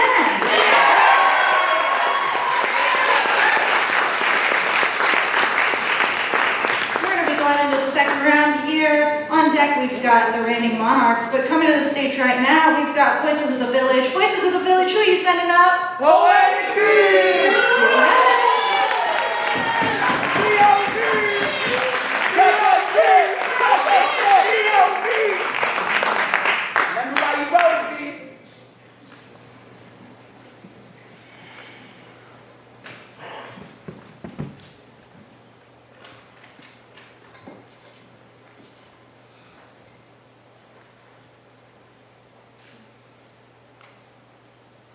What is progress when it feels like you're moving in slow motion with bricks on feet like James on every black boy trying to live this American dream when it seems staying alive in America is only a dream.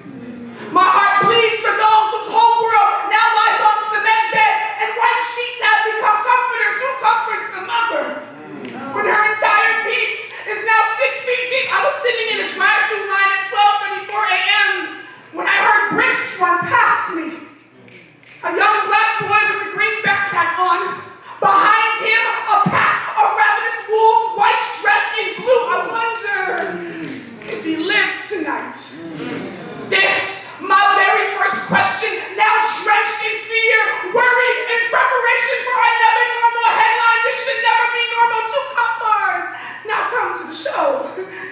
For this seems to be America's only form of entertainment, while detainment for the black man is 5 times higher than any other, and I wonder why the black mother is barely breathing. I grab my food and pull away, hoping I don't recognize tomorrow's latest news, as if he was someone I knew. But I do. For I am him, and him is you, different shades that never fade, but there's too much red on the ground now. Streams of legacy leaving bodies, only meant to bring life to a world whose only desire is to see them extinct. God! A break for peace. No, rather a sword bringing death to every force that says little black girls and little black boys aren't worth fighting for. They are always worth fighting for. Yeah. They are always worth fighting for. I wonder if he made it home that night. I haven't heard anything. Have you?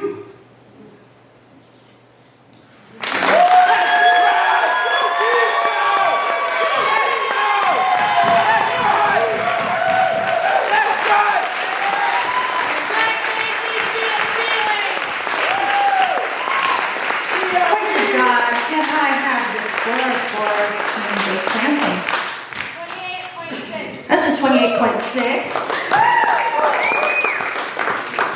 And judges, we're gonna go on the count of 1, 3, 2, 1. Sorry, I'm keeping it interesting for me. It's very interesting, very interesting. Okay, from low to high we have an 8.5.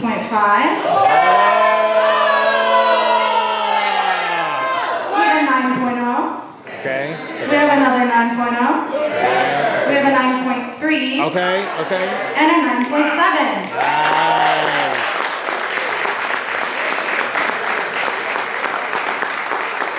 On deck we have Team Ghost Phantom, but coming to the stage right now we've got the Reigning Monarchs. Reigning Monarchs, who are you sending up?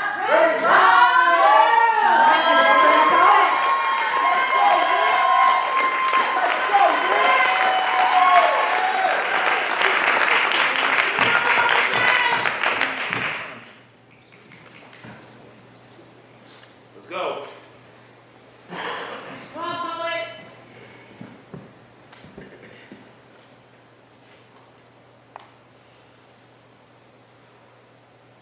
My C&P exam notification has arrived. A winner has been chosen for my mental health raffle. Combat activity report card reads as follows. 93% on the subject of American history. I felt the ghost of our heroes let their tears fall over my shoulder because the heaviest pen in the planet could not check the box that was applicable to me. I've been feeling decently until recently when I was notified that everything that I try to hide in the tombs of my psyche will be resurrected, dissected, and placed under a microscope. Picture my PTSD as a protozoa in a petri dish. Just small enough that I will never feel whole, because unless I open up, I will never heal my soul. Or maybe a telescope from all the times I've spaced out, because the dissonance in the distance slightly resembles the terrors that hold my happiness hostage. Incoming! Any alarm and action movies can quickly shapeshift into the horror genre. Michael Bay transforms into Stephen King. It is the pet cemetery where Cujo is buried. It is also John Coffey walking the Green Mile. The Doha Accord was signed 29 Feb 2020. But despite this alleged armistice, this mirage called Bagram was the target of many armaments. 12 bombs? I think I can recall. But much like scalping your enemy, I'm trying to sever that memory from my head. Because try as I might, it hangs on by a thread. How could I ever forget the bomb that knocked me out of my bed? And the subsequent phone call to my parents, telling them how fucking scared I was. And the heartbreak in their eyes, because only a handful of times had they seen their son cry. But any time that I heard incoming 3 times, it was at least possible I might die. I genuflect to inspect the 17 coins that I've earned. Jaded that I've helped pack the grave dirt of far too many urns, that petri dish remained dented from the inside, sealed by the gravity that rewrote history like the fat man that crashed boxed car in Nagasaki, or the little boy birthed from Enola Gay in Hiroshima. Do alarms really bother you that much? Yes, it's my heartbeat playing hide and seek. Hey man, are you getting any better? Not really. I try to get some sleep and I hear the floorboards creak. But isn't it just another noise? No! It's all the thoughts I've had against my life. I can feel the Grim Reaper sight being pressed against my cheek. But even with all of this help that I have sought for the last 4 years, I've had my good days and my bad days, and I'm hopeful that one day it will be just another noise. But until then, please share this message with anyone who struggled after they deployed.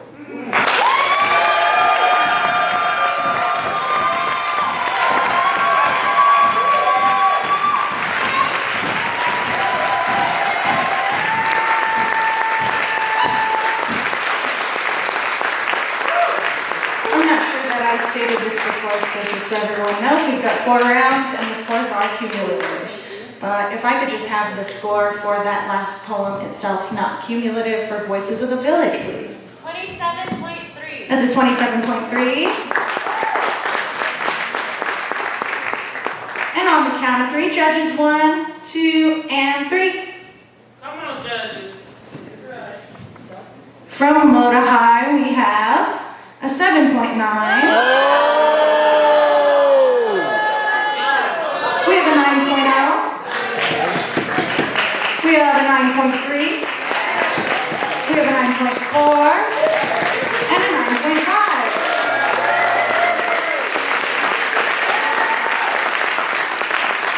On deck, we've got Team Goosebumps. Coming to the stage right now, we've got Team Ghost Phantom. Ghost Phantom, who are you sending up?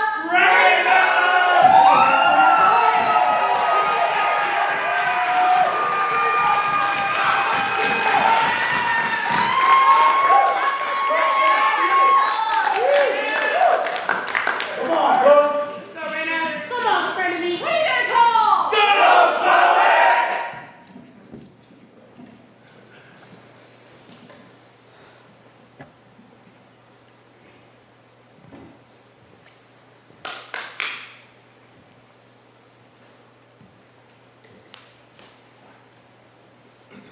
Suspension is the act of being pierced and hung by hooks.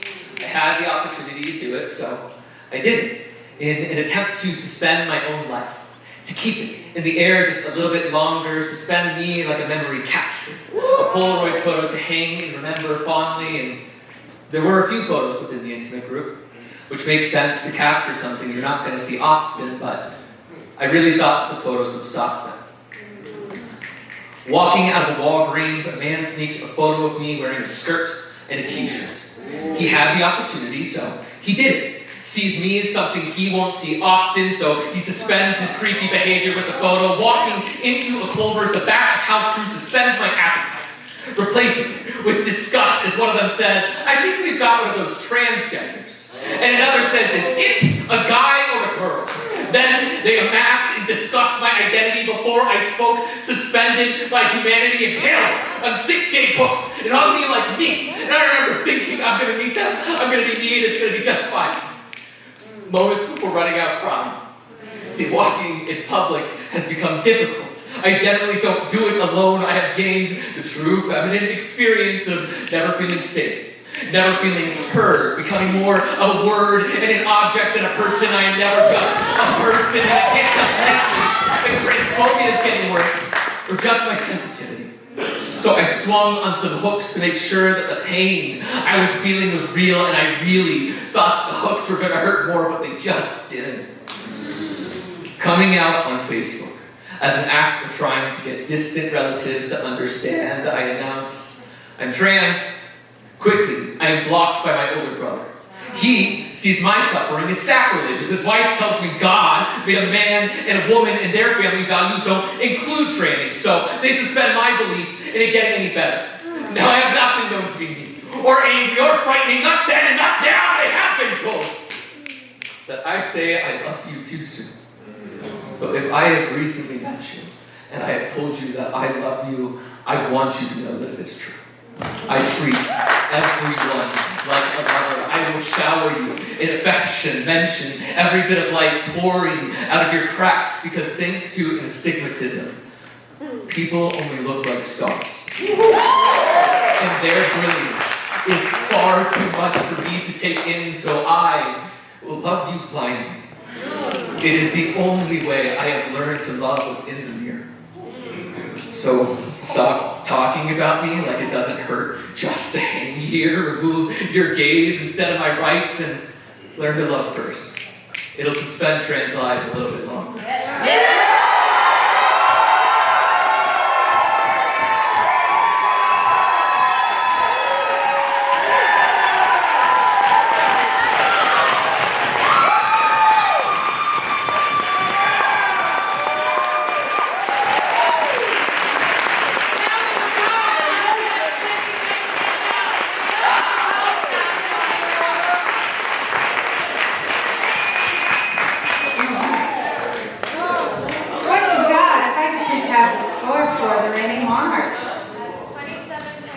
That's a 27.7. You can give it up for that. And judges on the count of 3. We're pros by now. We know this, right? 1, 2, 3. From low to high, we have a 9.2. We have a 10. We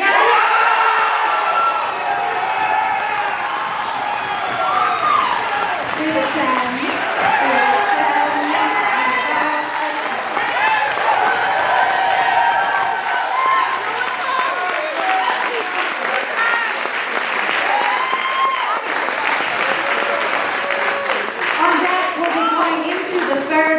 Starting with the reigning monarchs.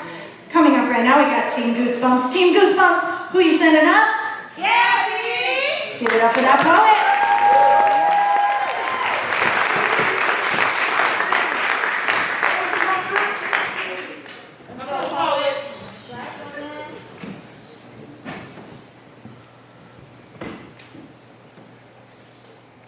Fentanyl is a synthetic opioid that is 50 to 100 times stronger than morphine.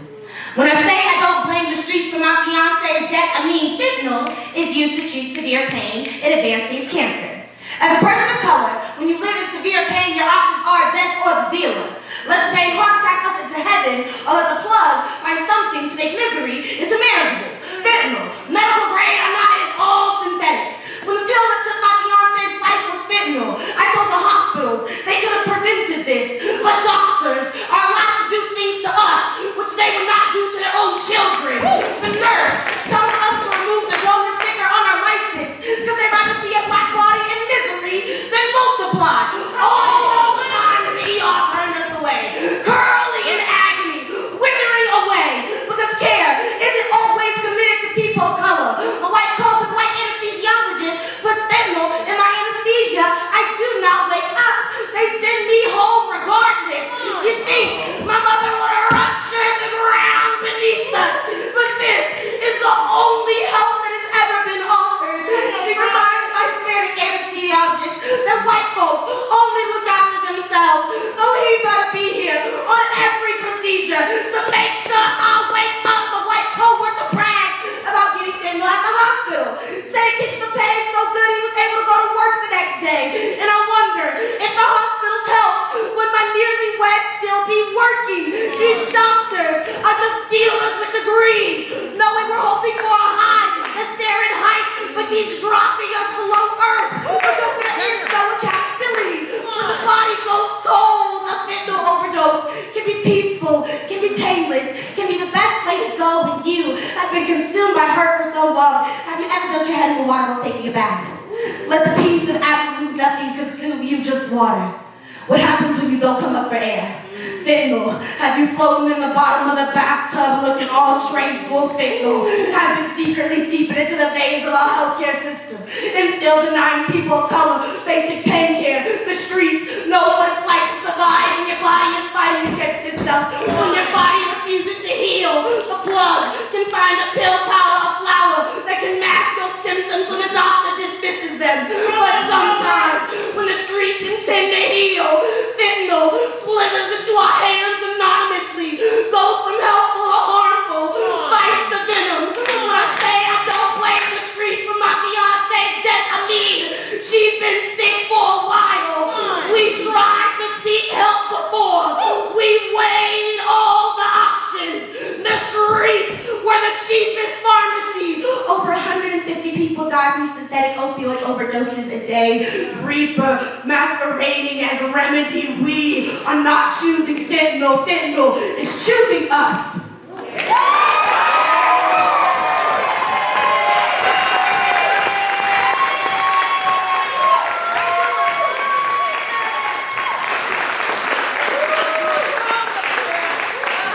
Voice of God, can I please have the score for Team Ghost Phantom?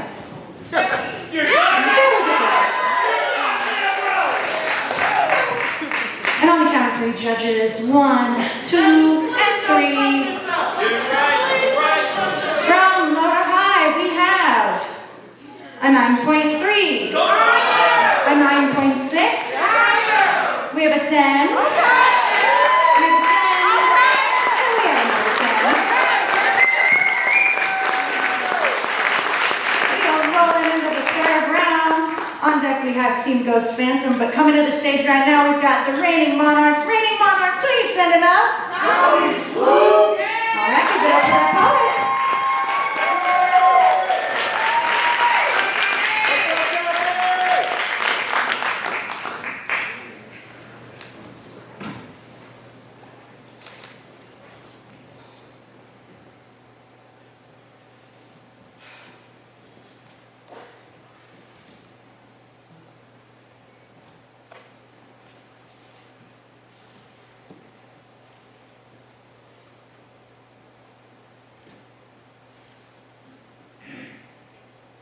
Born April 26, 1994, a beautiful black baby girl with curls like flower petals, smile, the shape of sunrise, and eyes bright enough to light the night sky, kiss life into this world that made the trees dance at her first breath.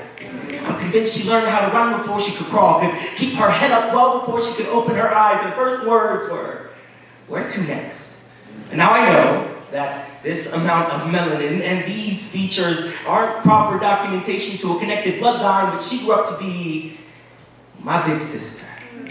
Her name, Jasmine, much like the gem or the princess, but spelled with an apostrophe cut down the middle, and trust me when I tell you it's exactly how she lived her life different. Daring, dangerous, a little bit boy crazy. She did anything and everything. If it was challenging to her, the answer was always hell and yes, and if she could look good doing it, she probably did it yesterday. She had a jet-set future, a motive that moved 1,000,000 miles a minute. I mean, if the world spun backward, it wouldn't be able to slow her down. And then the day came. Dressed in its best dark suit, a vibrant color of gloom, see, they called it an accident. Said she was going straight on her motorcycle. They didn't see her from the side, and my family's been backward ever since. I could still hear the waves crashing inside my father's goodbyes. He left cracks in the earth on the operating room floor, and somewhere I still feel the tremors. They feel like her heartbeat. 22 years, her soul carried the entirety of the stratosphere like it already knew the exact time of her sunset. That moment, her lungs just couldn't keep up the pace. And I say all this because I can't really just stand here and tell you my story without also telling hers. She isn't just another sad headline. She is my sister, and she continues to run as long as I continue to speak. She is a reminder to live life without boundary, my reminder to fill the space in all the corners of a moment, to be like water, to not miss a spot, because tomorrow knows nothing of a pinky promise. Fast forward, we planted a tree for her in the park. My parents visit her each month. They bring her flowers that resemble her curls on days that mimic her smile. When her branches have outstretched arms and the soil paints a portrait of her image, there, I know I find her. Big sister. Baby brother is fulfilling your wishes now.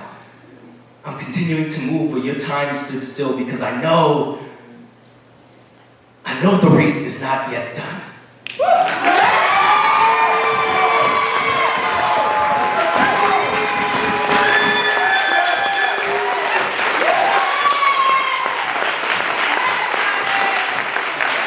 Voice of God, can I please have the score for Team Goosebumps? Fuck it up. 29.6. That was a 29.6.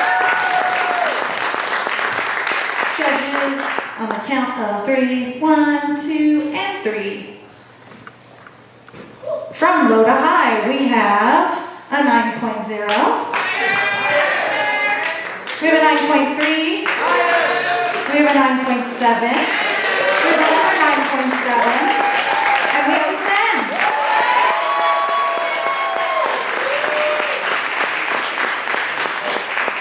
On deck, we've got Team Goosebumps, but coming to the stage right now, we've got Team Ghost Phantom. Ghost Phantom, who you sending up? Sarah! For that poet.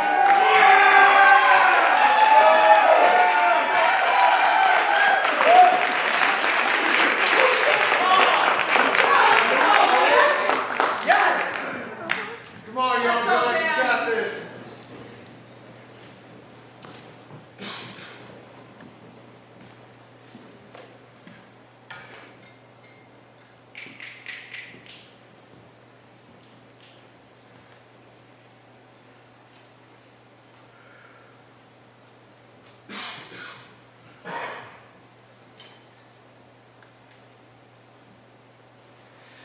My name is Sam, and I'm alcoholic. There's just something about the burning in my throat that I also forget about the burning in my brain, or the fire in my heart, or the cuts on my wrist, or the bruises on my face, or the... Sorry, I'm getting ahead of myself. You know, it's probably something a few shots of vodka can fix, or a glass of bourbon, or 2 or 3, because I am an alcoholic. I went from being drunk off beatings to high on fake love, to broken over fake bonds, to screaming over lost families, to shooting, sorry. I'm getting ahead of myself again. You know, it's definitely something a few shots of vodka can fix, or a glass of bourbon, or 2 or 7, because I am an alcoholic. I went from fearing death to accepting it, to chasing it, to squeezing a trigger to I went from fearing death to accepting it, to chasing it, to squeezing a trigger to I am an alcoholic. But I'm not chasing a buzz, I'm running from remembrance. I was shown in paper bottles up an empty pill bottle, so this is not my choice. I was born an alcoholic. And every day I get into fist fights with my mirror. That's probably why I'm bleeding so much. And I'm always at war with myself, so thank God I have alcohol to disinfect my wounds, and I have razor blades or tacks or staples or butter knife to cut away the bad parts of myself. But who am I kidding? Every part of myself is a bad part of myself, so I might as well not feel it. Bottoms up and then bottoms up and then bottoms up and then. You see, I knew I had a problem when I wanted to drink at 10 a.m., but I swore it was only for the flavor. Because I should stop. Addiction doesn't run in my family, addiction runs my family. And I'm not at war with myself, I'm at war with the thing that killed them and half of me, because the Lord might say I am an alcoholic. There are days I can say I am not. I always carry a water bottle, because the more water I drink, the less thirsty I am for liquor. The more I look at who's in the mirror, the less need I feel to kill him. And as I stand on this bridge and feel the wind in my hair, the more I stare, the less I want to jump. But I fear, man, I fear if I'm not sober, I won't be able to stop myself from slipping. So I say no. I say I'm more than the things that confine me. I am more than the things I have defined myself as, and I am so much more than what I fail to beat. Only now that I say these things are they true, because when I told myself for the first time I am an alcoholic, I did so pouring a drink. So now I tell myself, I say that I am a poet, I am a poet, I am a poet, I am a man, I'm a man, I am a goddamn man, but I'm still an alcoholic. They're the worst people are those who realize their evils, you refuse to chase them. So I say I'm a good person, and I say I'm trying, and I say if I slip, and when I grab this bridge, not anymore, because instead of trying to suppress this war, I'm gonna fight it. So if I slip, then fuck it, I'm still trying to succeed. And I guess that's all I can ever do. My name is Sam. I'm trying. Thank you.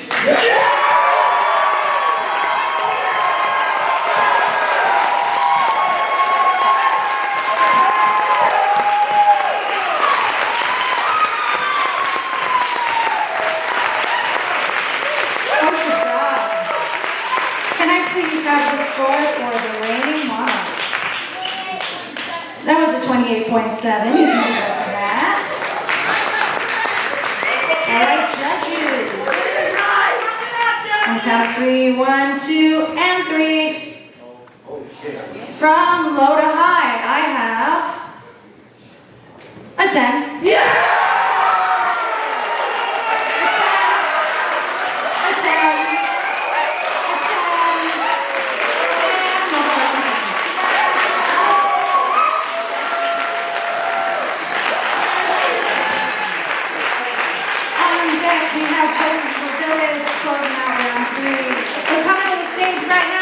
Team Goosebumps. Team Goosebumps, who you sending up? Groupies! Give it up for the groupies.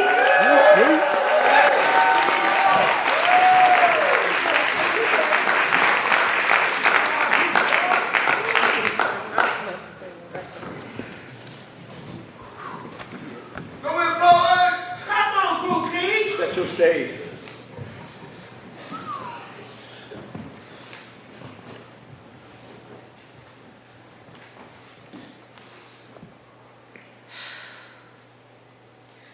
Did you see that? Did you hear that? Wait a second. Don't you go in that house. Run! You know, black families is gonna survive this one. Black folk are the first to get killed in a horror movie to make it more realistic. Putting it on the screen makes it malleable. It seems like no matter what happens, one thing can be said about these films. You love watching us die. It's called the racial empathy gap. They lack the empathy necessary to identify with black characters. They don't see color unless it's green dead presidents. And what is Hollywood without black pain? Without a body, brain catch a bullet for the plot, serve as sacrifice for the entertainment of the audience. We don't get a a chance to murder. Because God set us out in the beginning. Put black folks in a horror movie and call it science fiction. Because there's never a factual reason to let black skin live that long on a screen, projecting our futures on projection screens. All strange fruit arriving at Fruitvale Station. Have Alton Sterling waiting to exhale at the climax of the movie. Or that Malcolm Drive should have known his house was haunted. Should have realized the murderer was there the whole time. How many times do we get last night out of finale? When Trayvon doesn't make it home on time. When the TV watches the police raid. Movies A Nightmare on Elm Street. When Brianna never woke up. What was and we've cried for poetic response with no response. No hope for these boys in the hood to survive these tales from the crib. Sometimes you just want to see black folks triumph without all the tribulation. Seems like we only get justice in the documentaries after the harm has been done. Our neighborhoods be the horror stories they all love to see. Our streets turn ghosts and others just haunted shells of being. Show them we are just another hustle of public enemy number one. Make yourself marketable. Get some higher learning. Show them all your God and glory. Remember your training day. This is the day you prove your worth. Friday at the box office is where Hollywood decides if your juice is worth the squeeze. Pretty those pants, shine those shoes, let a smile on your face. There, now, casket sharp. I mean, you ready for the big screen?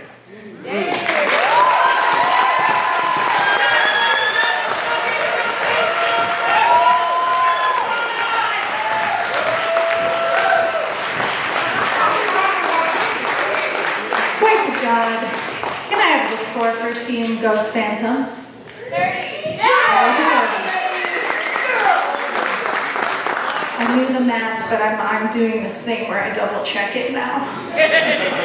Okay, judges, on the count of 3. 1, 2, and 3. From low to high, we have a 9.0. We have a 9.4. We have a 9.5, we have a 9.6, and we have a 10.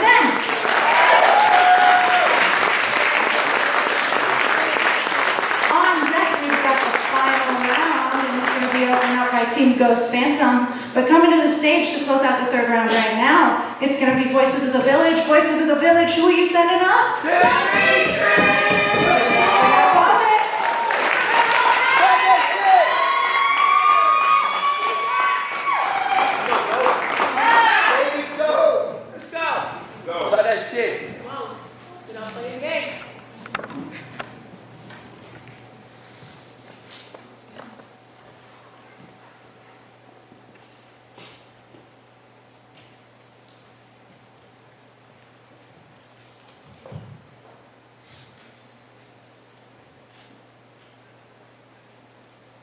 My favorite game in school was Duck, Duck, Goose.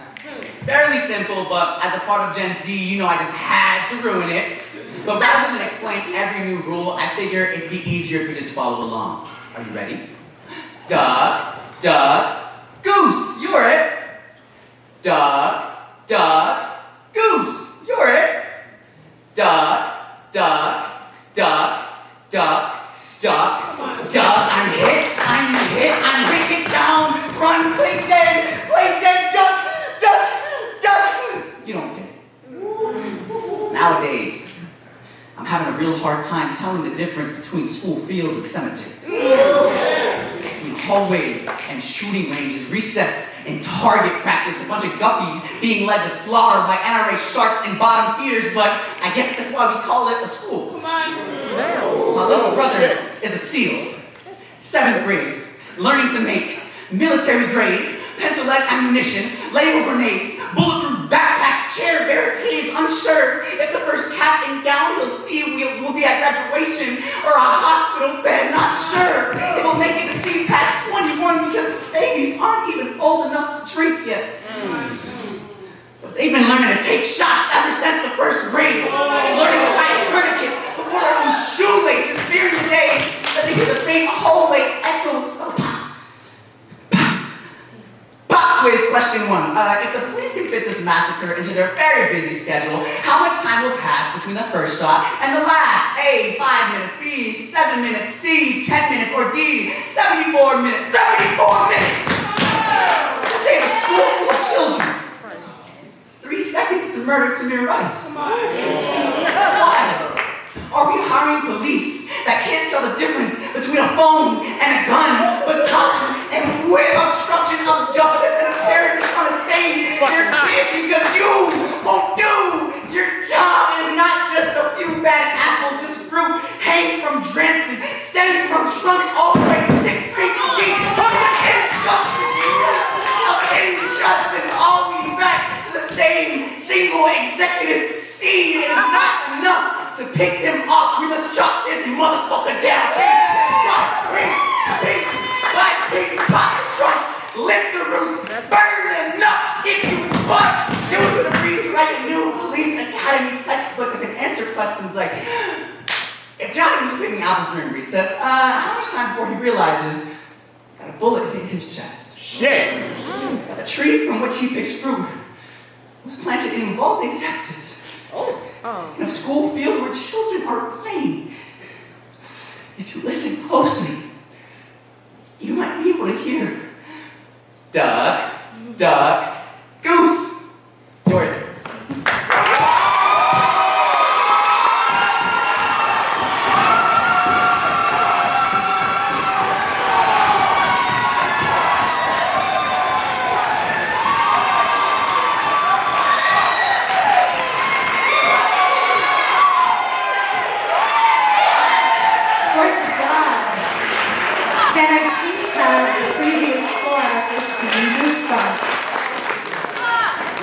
That was a 28.5 for Team Goosebumps. You can give it up for that. And on the count of 3, judges, 1, 2, and 3. From Relive, we have the technique.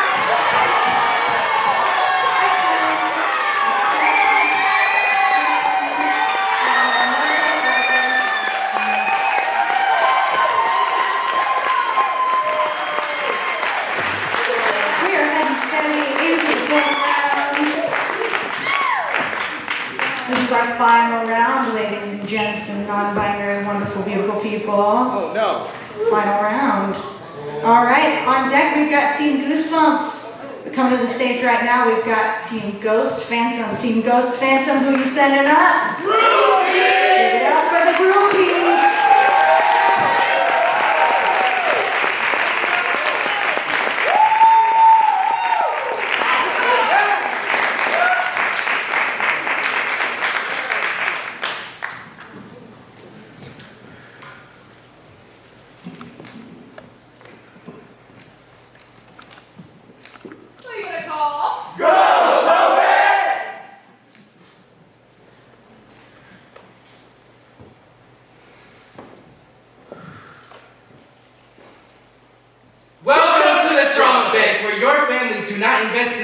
You pay the price of their past. So hold on to the good times because the memories never last. My family knocked them out of me. Shook me like loose change and robbed me of a childhood, left me with a drug dependency, rearranged the way I remember things. They called me a liability after gifting me suicidal tendencies. When I was 19, I would steal weed from my father. I consider it a trade for the PTSD he gave me earlier. For teaching me, he was an emergency that I should be prepared for, that no matter how prepared I was, he could still break the bank in me. My parents taught me how to grieve the living, how a family is only a family if you keep up the appearance, that it's never too late to cut your losses, that I was not the kid they gambled for. It is our trauma worth your investment. I'm suicidal, anxious, and oppressed, and it pays in dividends. PTSD and BPD, a propensity to share damage, buying petty drugs, the POP pills. I'm constantly accruing mental debt.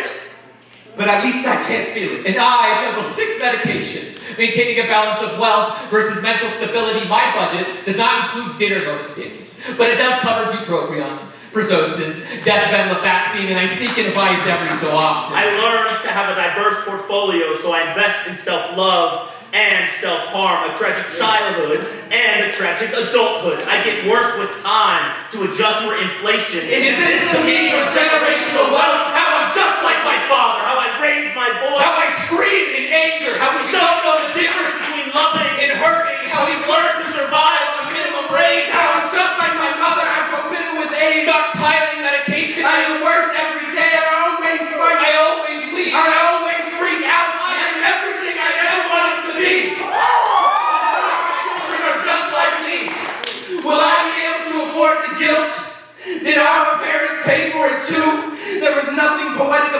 genetic tendency to change the changes my parents felt with every hit, every scream, every slamming door. Is there more to this life than the trauma we inherit? I will not make the same mistakes. I will sell off my stock in codependency. Come on, Poe. You got it, boy. You got it. I will invest. You got it. Let's go. I will invest. I will invest in our future. I will guarantee my children will be better than the bride I was raised to be. My love will not come with a cost. My home will not tax their mental health. I will not loan them these problems with no interest in their life. I will invest in myself for their sake. This bank may never close, but I will hold no debts. I won't compound this pain. This trauma will not continue. So our future will be free.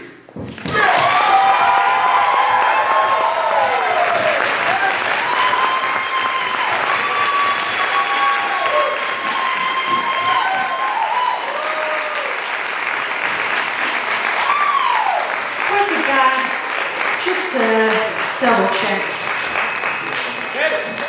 Would you give me the score for Voices of the Village, please?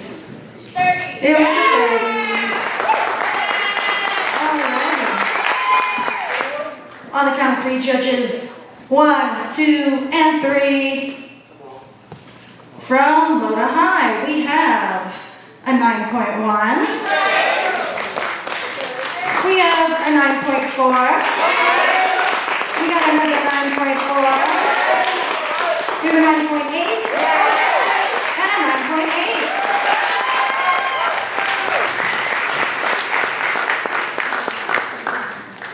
On deck, we've got Voices of the Village, but coming to the stage right now, we've got Team Goosebumps. Team Goosebumps, who you sending up?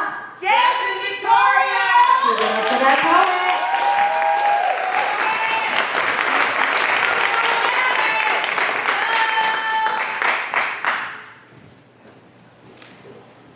Let's go, poet.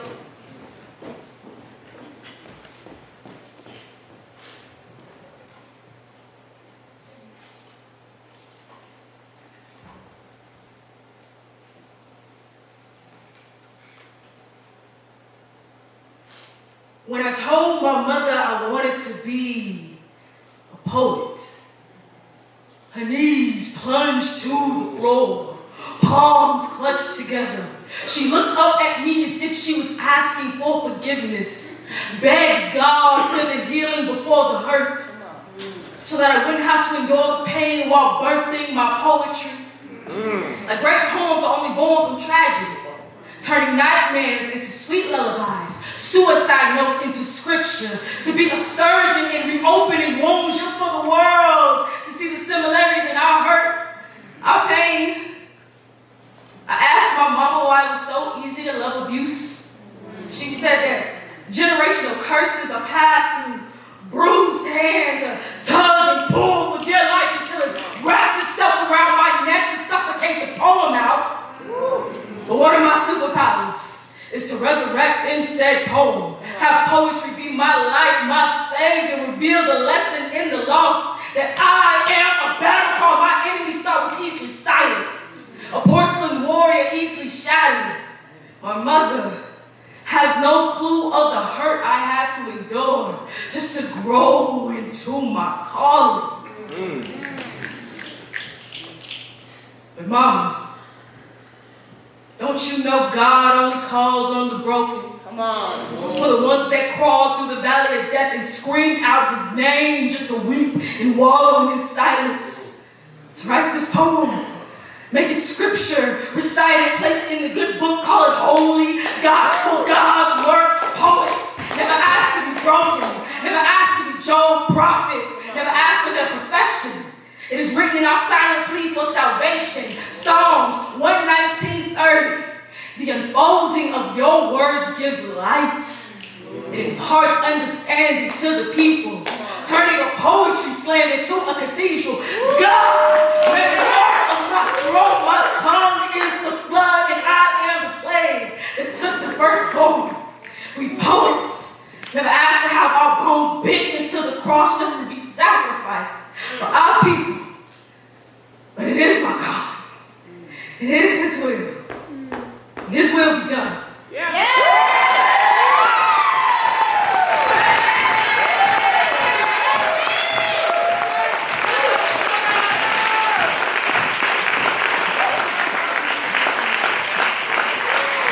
Voice of God, if I could please have the score for Team Joe's Phantom. 28.6. That was a 28.6. You can clap that. Judges, we're gonna do it Pitbull style. 3, 2, 1. Okay. That one. Let's see. All right. From low to high, we have a 9.2. We have a 9.4. We have a 9.9. We have a 10. And we have a 10. On deck, we've got the end of round 4 and the conclusion of our big fancy competition with the reigning monarchs. But coming to the stage right now, we've got Team Voices of the Village. Voices of the Village, who are you sending up? Give it up for the groupies.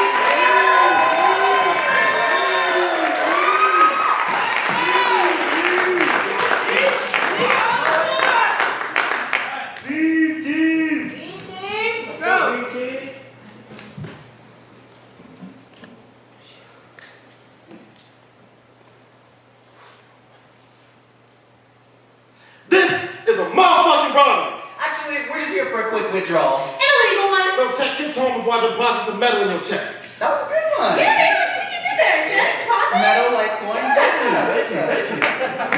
Put your shit in the motherfucking bag. And please, for the love of God, Sally, can you stop crying? Because quite frankly, We don't care. We'll be on our way if you just put your shit in the bag. Okay, obviously, you didn't register what we just said. That's twice now we've had to ask. Spoiler alert, there won't be a third. You know what they say, right? Hurt people, hurt people. Broke people, rob people. What is a member of both branches? Unfortunately, you drew the short end of the stick, so as you become a brown. I'm sorry, that was a warning shot. You're moving a little too quick. I'm way too unstable for this shit. So as I come around, I need all your important shit. Keep your phone. And your wallets. I want some jewelry. You can put that back on. I don't want any of that shit. What I need is their emotions. Because mine was stolen from me.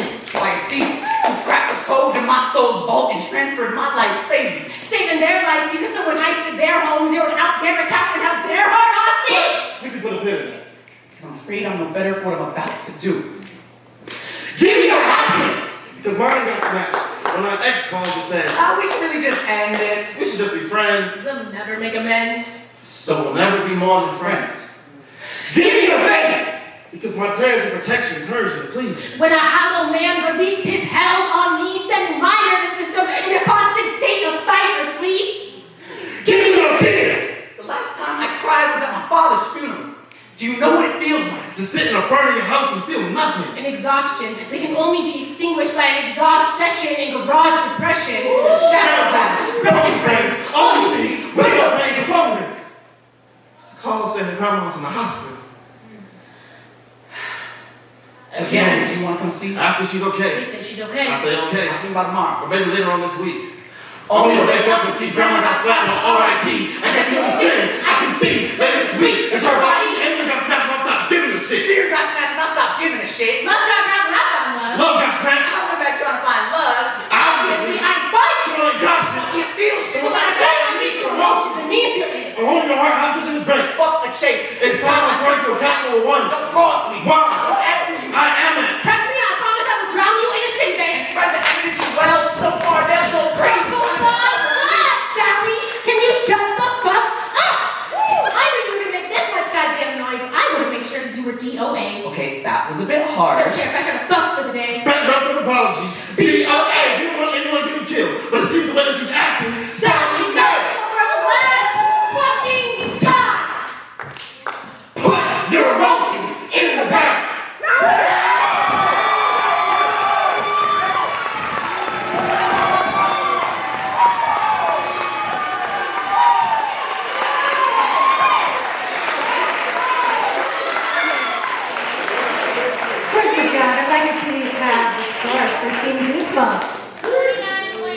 That was a 29.3. You can applaud that. Okay, this time I think we're gonna go for delicious. 4, 3, 2, 1. My body's saying delicious. Okay, let's see. Seriously, look, come on. All right. Ready? Judge right here, if I could have you turn that one towards me. Thank you. Okay. From low to high, we have a 9.5. We have a 9.9. We have a 10. We have a 10. And we have a 10. We have made it, friends and neighbors, to our final poem of the evening. All right, reigning monarchs, who you sending up? Monarch the poet! Give it up for that poet.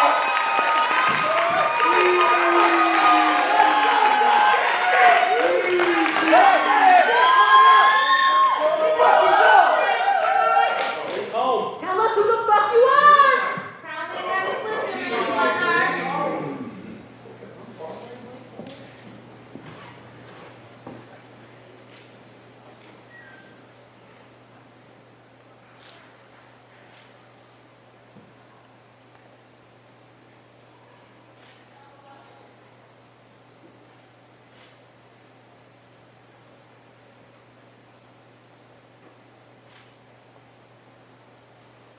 White woman approaches me and says, "Oh my God, your eyes are so pretty.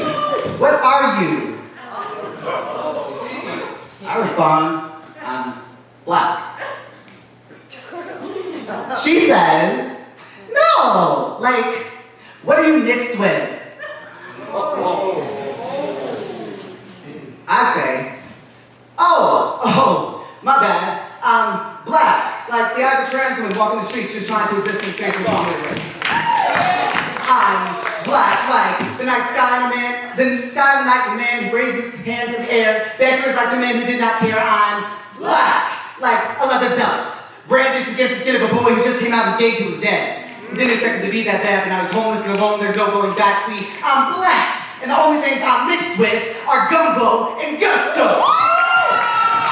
Cotton and cornbread, rhythm and preparation, so that means my clapbacks are on the 2s and 4s, and you have about 1 to 3 seconds to get in your head. The only things I'm mixed with are 2 niggas in a bed. And somewhere in my bloodline, your ancestors bred mine, so are my eyes really pretty? Are your ancestors just happy to see that I still have a part of them in me?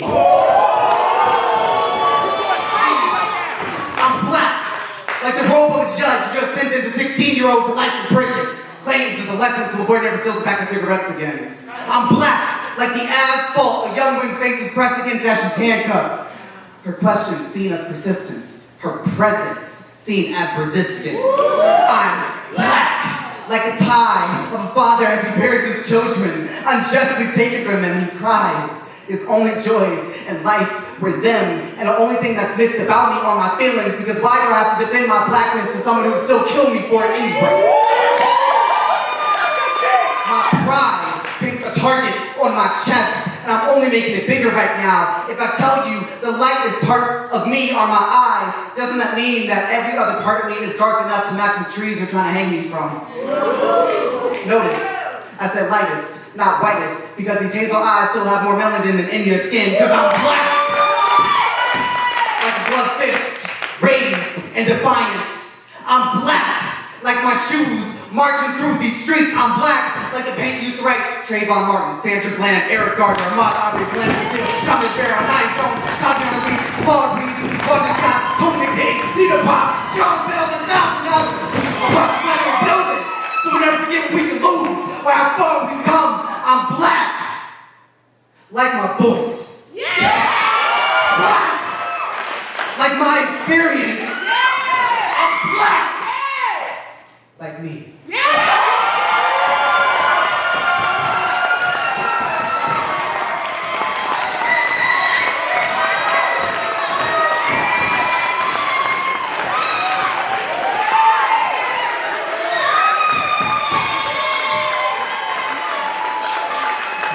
Voice of God, if I could please have the score for Voices of the Village.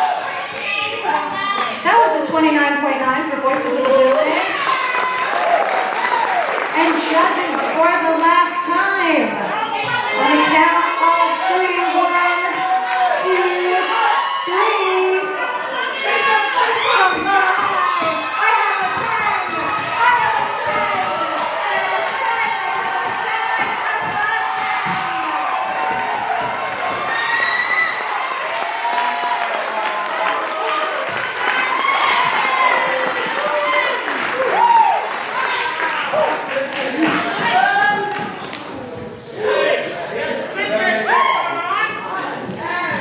Well, seems like we've had a home ballet. Give us just 1 second while we do some math. Do you guys want to hear a joke? My wife. Okay. A cat walks into a library and he says, "Hello, I would like some tuna fish, please." And the librarian says, "This is a library." And the cat says, "Oh, I'm so sorry. I'd like some tuna fish, please."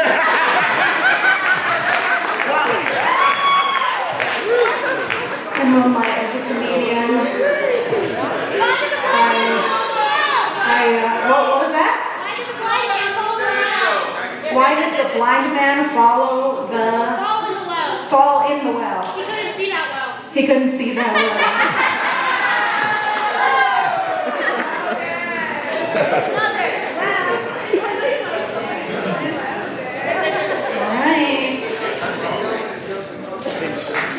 So, before we announce what we're about to announce, I need to know if y'all had a good time tonight.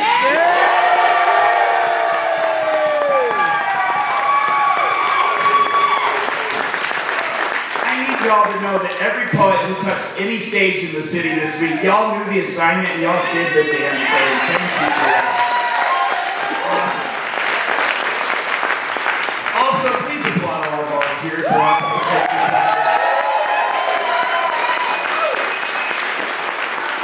Y'all, we just did not one but 2 finals bouts in 3 hours, and we're basically on time. That's pretty sick. Y'all give me a round of applause.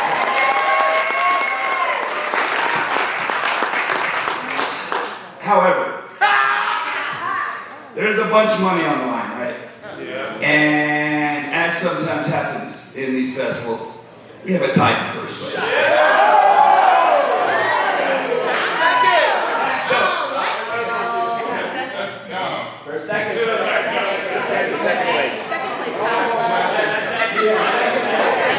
There's still a tie and it's still very exciting.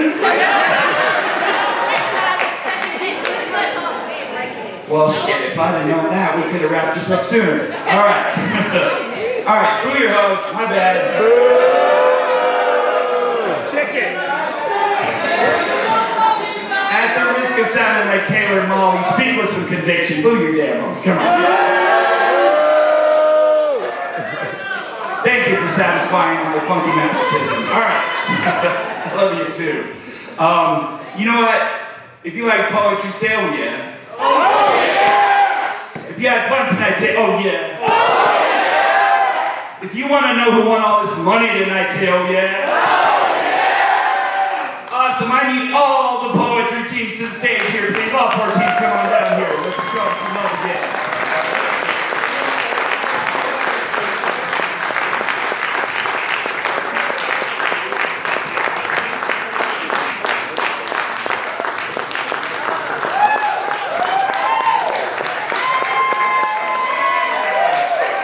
Some noise. You can do better than that.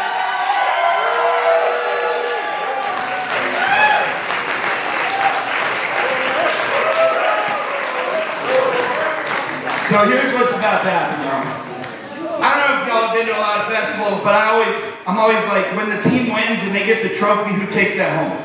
Right? That trips me out. So what we've done is for our teams tonight, we got a trophy, but every member of the team also gets a medal to take home. So y'all have something very excited to home, right? And our 3rd place winner tonight will end up carrying away $500. Not bad, right? Our 2nd place team will take home $1,000. And our 1st place team will take home $2,000. Now, how much of that makes it out at the after party is another question. We'll see how that goes. But we are going to announce, we're going to start with 4th place. And as y'all know, we're keeping track at home. We are not doing shit about the tie because it's for 2nd place. So we're going to just announce them both 2nd place winners. Y'all okay with that? Are y'all okay with 2 2nd place teams? They split tonight. Between yeah, I was all happy too. I was like, look, we got this. All right. Well, that's 1,500 split 2 ways. That's 7. I think we're going to have to do a tiebreaker. Y'all want to do a haiku or flip phone? I thought so.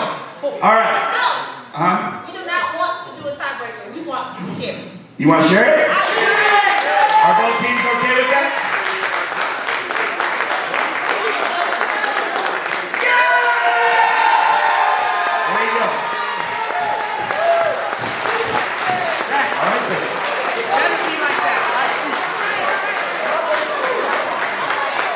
All right.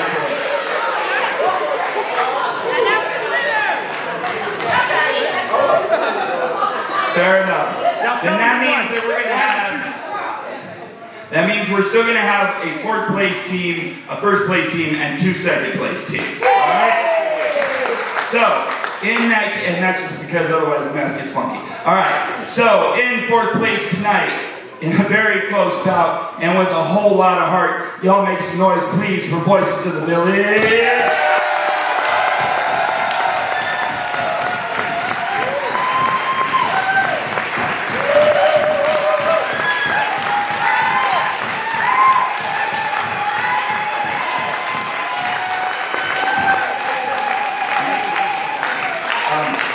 And in 2nd place, in a split and a shared 2nd place, we have Reigning Monarchs and Goosebumps.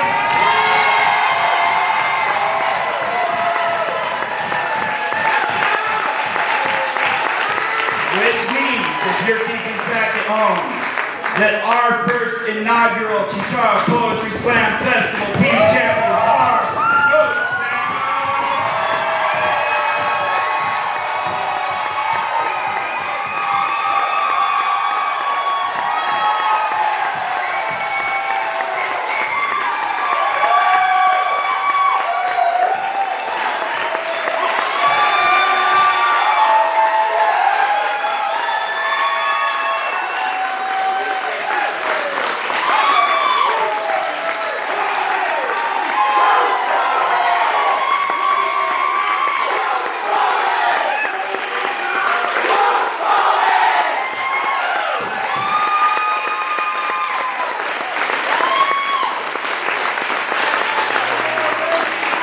Alrighty, y'all. If you see any trash around you, please pick it up on the way out. Respect your venue. We're going to wrap it up for tonight. Thank you so much. Come tell these poets you love them.